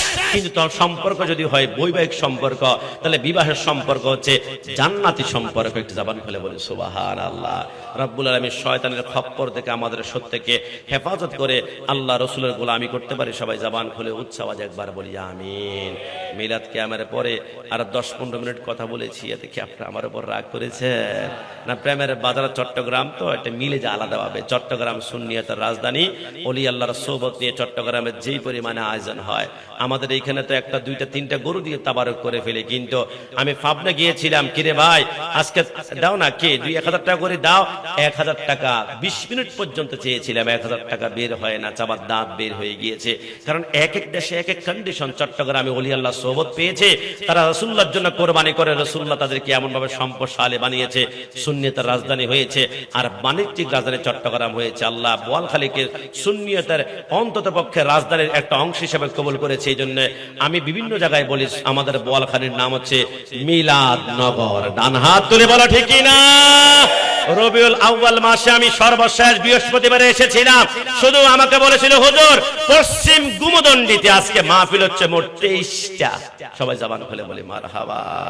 শুধু পশ্চিম গুমদন্ডিতে এক বৃহস্পতিবারে 23টা মাহফিল। আমি বিশ্বাস করতে চাই না। আমাকে বললো হুজুর 10 মিনিট পরে মাহফিল ঢুকবেন, গাড়িতে ঢুকে দেখলাম একটা মাহফিল থেকে আরেকটা মাহফিলের আওয়াজ। বিরক্ত হচ্ছে না? বলে হুজুর বিরক্ত হচ্ছি না, প্রতিটা ঘরে ঘরে হোক, প্রতিটা ঘরে ঘরে হবে, আর বাতিল জ্বলে পড়ে ছারখার হবে। কথা বলো ঠিক কিনা? রব্বুল আলামিন আপনাকে আমাকে এই মিলাদনগরের সৈনিক হিসেবে কবুল করেছে। সবাই চিৎকার মেরে একবার বলি আমিন। এবং আগামী 22 তারিখ 22শে এপ্রিল আপনাদের পাশেই জায়গাটার নাম কি না? একই জায়গা, ওই আমাদের তৈয়ব আমার খুব মহাব্বতের, যার মাধ্যমে প্রথম আমি আজ থেকে 9 বছর আগে প্রথম বোয়ালখালীতে এসেছিলাম। একদম ফার্স্ট যখন ঢুকেছিলাম, একটা শুরু তো একটা হতে হয়, স্টার্ট তো করতে হয়। আমার তৈয়বের মাধ্যমে এসেছিলাম। এরপরে বোয়ালখালী, চট্টগ্রাম বিভিন্ন জায়গায় মদিনাওয়ালা কবুল না করলে সম্ভব না। এখানে কবুল করেছেন বিদায়, হয়তো আপনারা ভালোবাসেন। আসি আগামী 22শে এপ্রিল আপনাদের এই এলাকায় আল্লামা গিয়াসউদ্দিন তাহেরি সুন্নিয়তের ডায়মন্ড এবং সুন্নিয়তের একজন ব্র্যান্ড, যেখানে গেলে লাখ লাখ মানুষ হয়ে যায়। আমি চিন্তা করি কেন আসে? একটাই কারণ, যারা মদিনাওয়ালার গোলামি করবে, ফানাপির রাসূল হবে, এদের জন্য কোরবান হয়ে যাবে। কষ্ট নেবেন না। হেফাজতে ইসলামের আমির নাম হচ্ছে আমর শফি সাহেব, তিনি পর্দা গমন করেছেন, ভালো কথা। কিন্তু মৃত্যুবরণ করার পরে এখন কোনো সমাবেশে তার নাম নেওয়া হয় না, কোনো মিটিংয়ে তার নাম নেওয়া হয় না, সমাবেশ হয় না। কারণ কি আমি জানি না, তবে নুরুল ইসলাম ফারুক রহমতুল্লাহর নাম কিন্তু আজকে আমি নিয়েছি, এবং প্রত্যেকটা মুহূর্তে নেওয়া হয়। কারণ নবীর প্রেমে যারা মরে যায় এরা মরে না। আল্লাহ আলোচনার মাধ্যমে কিয়ামত পর্যন্ত জিন্দা রাখে। ওই যে শেরে বাংলা রহমতুল্লাহ বলেছিল, মাই তো বিমারে নবী হো, এক বাক্যে তিনি এমন ভাবে ফেমাস হয়েছেন, গোটা বাংলাদেশ নয়, যেখানে সুন্নি আছে, মুসলমান আছে, ওইখানে শেরে বাংলার নাম উচ্চারিত হয়। নবীর প্রেমে যারা মরে যায় কিয়ামত পর্যন্ত আলোচনার মাধ্যমে আল্লাহ জিন্দা রেখে দেয়। কথা বলো ঠিক না? আর সর্বশেষ আপনাদেরকে একটা কথা বলে যাই, টেনশন করবেন না। বোয়ালখালীতে আমাদের হাসান আজারি সাহেব ইলেকশন করেছিল, আর আমাদের মাধবপুর হবিগঞ্জে তাহেরি সাহেব। অনেকে বলছেন হুজুর কেন যে এমপি হলো না, ইঞ্জিনিয়ারিং হয়েছে, অনেক হয়েছে। আমি বললাম কষ্ট নিবা না, এক ফোঁটা ঘাম যেখানে পড়েছে 5 বছর পরে সেই ঘাম সমুদ্র আকার ধারণ করবে। এক ফোঁটা রক্ত যেখানে পড়েছে সেখান থেকে এক সমুদ্র হবে। মাদের ধোয়া, যুবকদের পরিশ্রমের ঘাম বৃথা যাবে না। মনে রাখবা আজহারি আর তাহেরি যারা আছে এরা হারে না, এদেরকে হারিয়ে দেওয়া হয়। সুন্নিয়ত হারে না, সুন্নিয়তকে হারিয়ে দেওয়া হয়। এক ফোঁটা রক্ত যেখানে পড়েছে সমুদ্র হবে। মনে রাখবা যত যাবে রক্ত সুন্নি হবে। সত্য বীজ বপন করা হয়েছে। এবার সামনের বার দেখবা গাছ, এরপর ফল, এরপর সংসদে ইয়া রাসূলুল্লাহ ধ্বনি হবে। সবাই বলি ইনশাআল্লাহ। সবাই জবান খুলে বলি ইনশাআল্লাহ। আল্লাহ প্রত্যেককে মদিনাওয়ালার কদমে কবুল করুক। সবাই জবান খুলে বলি আমিন। যে এবার অক্লান্ত পরিশ্রম করেছে, এক কালারের পাঞ্জাবি বানিয়েছে, সামনের দিক থেকে যারা আলোচক আসবে ওদেরকে ফোন করে ওদের মাপটা নিয়ে নেবেন, জুব্বা ট্যাটু করে বানাই দিবেন গিফট হিসাবে, আর খুশি হয়ে যাবে। আজকের মাহফিলের সম্মানিত সভাপতি মহোদয়, আমার সম্মানিত বড় বায়তুল্লাহ, আপনাদের সকলের সুপরিচিত, আপনাদের সবার কলিজার টুকরা আলহাজ মাওলানা মোহাম্মদ জাফর আলম আল কাদরি মাদ্দাজুল আলী সাহেব, হুজুরকে একটা পাঞ্জাবি গিফট করবেন, ইনশাল্লাহ আরো সুন্দর হবে। তাহাদ্দু তাহাব্বু, হাদিয়া দিলে মোহাম্মত বৃদ্ধি পাওয়া যায়। তবে দুনিয়ার সবচেয়ে দামি হাদিয়ার নাম হচ্ছে রাসূলুল্লাহর উপরে দুরূদ ও সালাম প্রেরণ করা। জোরে বলে সুবহানাল্লাহ। আমাকে 500 টাকা দিলে আমি যেমন খুশি হই, রাসূলুল্লাহর উপরে দুরূদ ও সালাম প্রেরণ করলে মদিনাওয়ালা খুশি হবেন। নবী একবার খুশি হলে রাতে ঘুমালেই দেখবেন রাসূলুল্লাহ আপনার ঘরে বাঙ্গা ঘরে হাজির হয়ে যাবেন। রব্বুল আলামিন আমাদের সবাইকে কবুল করুক। সবাই বলি আমিন। আল্লাহ দুনিয়ার কোনো ভিক্ষুক ভিক্ষা না পাইলে অন্য দরজার মধ্যে গিয়ে হাউমা করে কান্না করে, সেই দরজায় ভিক্ষা না পেলে আরেকটা দরজার মধ্যে গিয়ে হাত বাড়ায়, সেইখানে ভিক্ষা না পেলে আরেকটা দরজার মধ্যে গিয়ে চোখের পানিগুলা ছেড়ে দেয়। কিন্তু আল্লাহ এমন একটা দরজার মধ্যে আমরা হাত বাড়িয়েছি, এখান থেকে আমরা নৈরাশ হয়ে গেলে ধ্বংস হয়ে যাব। আল্লাহ সরকারে মদিনার হুজ্জুদের ময়দানে শহীদ ওয়া দান্দান মুবারক রসিনা আমাদের প্রত্যেকের জিন্দেগির গুনাহগুলো মাফ করে দাও।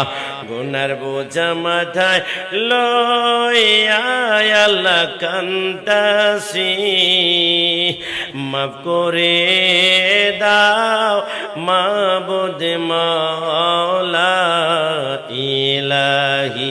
তুমি যদি মাফ না করো আল্লাহ বান্দারে, বলুন আল্লাহ, আরো জবান খুলে আল্লাহ, আরো চিল্লায় বলুন আল্লাহ। তুমি যদি মাফ না করো আল্লাহ বান্দারে, বলো তোমার বান্দার কি উপায় হবে। আব্বা আম্মা যার শোয়েছে আল্লাহ কবরে, মাফ করে দাও নূর নবীজির খাতিরে। আল্লাহ জানেন কে কোন মকসুদ নিয়ে হাত বাড়িয়েছে। অনেকের মা দুনিয়ার জমিন থেকে চলে গিয়েছে, অনেকের বাবা অন্ধকার কবরে, অনেকের মাও নাই বাবাও নাই। কত বছর হয়ে গেল মা একটাবার মা ডাকতে পারে না, বাবা একটাবার মাথার মধ্যে হাত মাসাই করে দেয় না। আল্লাহ আজকের মিলাদ কিয়ামলা কুসালাম রসুল প্রত্যেকের আব্বা আম্মার কবরে জিন্দেগির গুনাহগুলো মাফ করে দাও। আল্লাহ যাদের আব্বা আম্মা দুনিয়াতে বেঁচে আছে, আব্বা আম্মার খেদমত করে করে দুনিয়ার জমিন থেকে জান্নাত অর্জন করতে পারে তৌফিক এনায়েত করে দাও। আল্লাহ বিশেষ করে আজকের মাহফিলে 1 টাকা থেকে শুরু করে হাজার হাজার লক্ষ লক্ষ টাকা যারা খরচ করেছে আল্লাহ, আল্লাহ প্রত্যেককে কিয়ামতের ময়দানে মাদাল্লাযী ইয়াশফাউ ইনদাহু ইল্লা বিইذনি, রাসূলুল্লাহর সুপারিশ নিয়ে চোখের পলকে পুলসিরাত পার হতে পারে তৌফিক এনায়েত করে দাও। রব্বুল আলামিন ছোট্ট ছোট্ট বাচ্চারা রাত 10টা বাজে ঘুমিয়ে যাওয়ার কথা, কিন্তু রাত 2টা বেজে গিয়েছে এখনো পর্যন্ত ঘুমায় না। আমরা বিশ্বাস করি তারা আসলে মদিনাওয়ালাদেরকে পাঠিয়েছে। আল্লাহ মৃত্যুর আগ পর্যন্ত ছোট্ট বাচ্চাগুলাকে ইমাম হুসেনের ইমানি সৈনিক হিসেবে কবুল আর মঞ্জুর করে না। আল্লাহ যারা হাত তুলেছে অনেকের ঋণগ্রস্তের মধ্যে রয়েছে, অনেকে অসুস্থ রয়েছে, অনেকের কর্তব্যশ্বর হয়ে গেলে একটি সন্তান পাওয়া যাচ্ছে না, একটি সন্তান জন্মগ্রহণ করে নাই। আল্লাহ যে যে মকসুদ নিয়ে হাত বাড়িয়েছে প্রত্যেকের অন্তরে নেক মাকাসের সুলতানে কারবালা ইমাম হোসেনের খুন মুবারকের ওসিলায় কবুল আর মঞ্জুর করে না। আল্লাহ আমার পর্দানিশীন মা বোনরা জানে না কে কোন মকসুদ নিয়ে হাত বাড়িয়েছে, গুণটাখানা বড় করে চোখের পানিগুলা ছেড়ে দিয়েছে। মা বন্ধর অন্তর সকল মাকাসের মা ফাতেমার কদম মুবারকের ওসিলায় কবুল আর মঞ্জুর করে না। আল্লাহ 5 ওয়াক্ত নামাজ পড়ার তৌফিক এনায়েত করে দাও। আমাদের রিজিকের মধ্যে খায়ের বরকত নাজিল করে দাও। দুনিয়ার সব নেশাকে জমিনে দাপন করে মদিনাওয়ালার প্রেমের নেশায় আমাদেরকে কবুল আর মঞ্জুর করে না। আল্লাহ জীবনে একবার হলো কাবার সামনে গিয়ে লাব্বাইক আল্লাহুম্মা লাব্বাইক বলে ডাইরেক্ট সোনার মদিনা গিয়ে আসসালাতু ওয়াসসালামু আলাইকা ইয়া রাসূলুল্লাহ বলে সালাম দিতে পারে তৌফিক এনায়েত করে দাও। কবর মাঝি মা বাবাকে দেখা যাবে না, যাকে দেখব তিনি হলেন শাহে মদিনা। সেদিন নবী বিনে আর তো কেহ সঙ্গী হবে না, সেদিন নবী বিনে আর তো কেহ সঙ্গী হবে না। আমার মরণ আসিবে কখন কেউ তো জানে না, আমি মরে গেলে আমায় তোমরা ভুইলা যায় না। বলুন না, আমি মরে গেলে বইলা যায় না, আমার মরণ আসিবে কখন কেউ তো জানে না। আল্লাহ করে পরিয়াদ খাজা গরিব নওয়াজ রহমত রহমতুল্লাহ ঐক্য সংগঠনের ছোট্ট ছোট্ট আমার ইয়ং জেনারেশন ভাইয়ারা, আল্লাহ মৃত্যুর আগ পর্যন্ত মদিনা ওয়ালাল গোলামিতে কবুল আর মঞ্জুর করে না।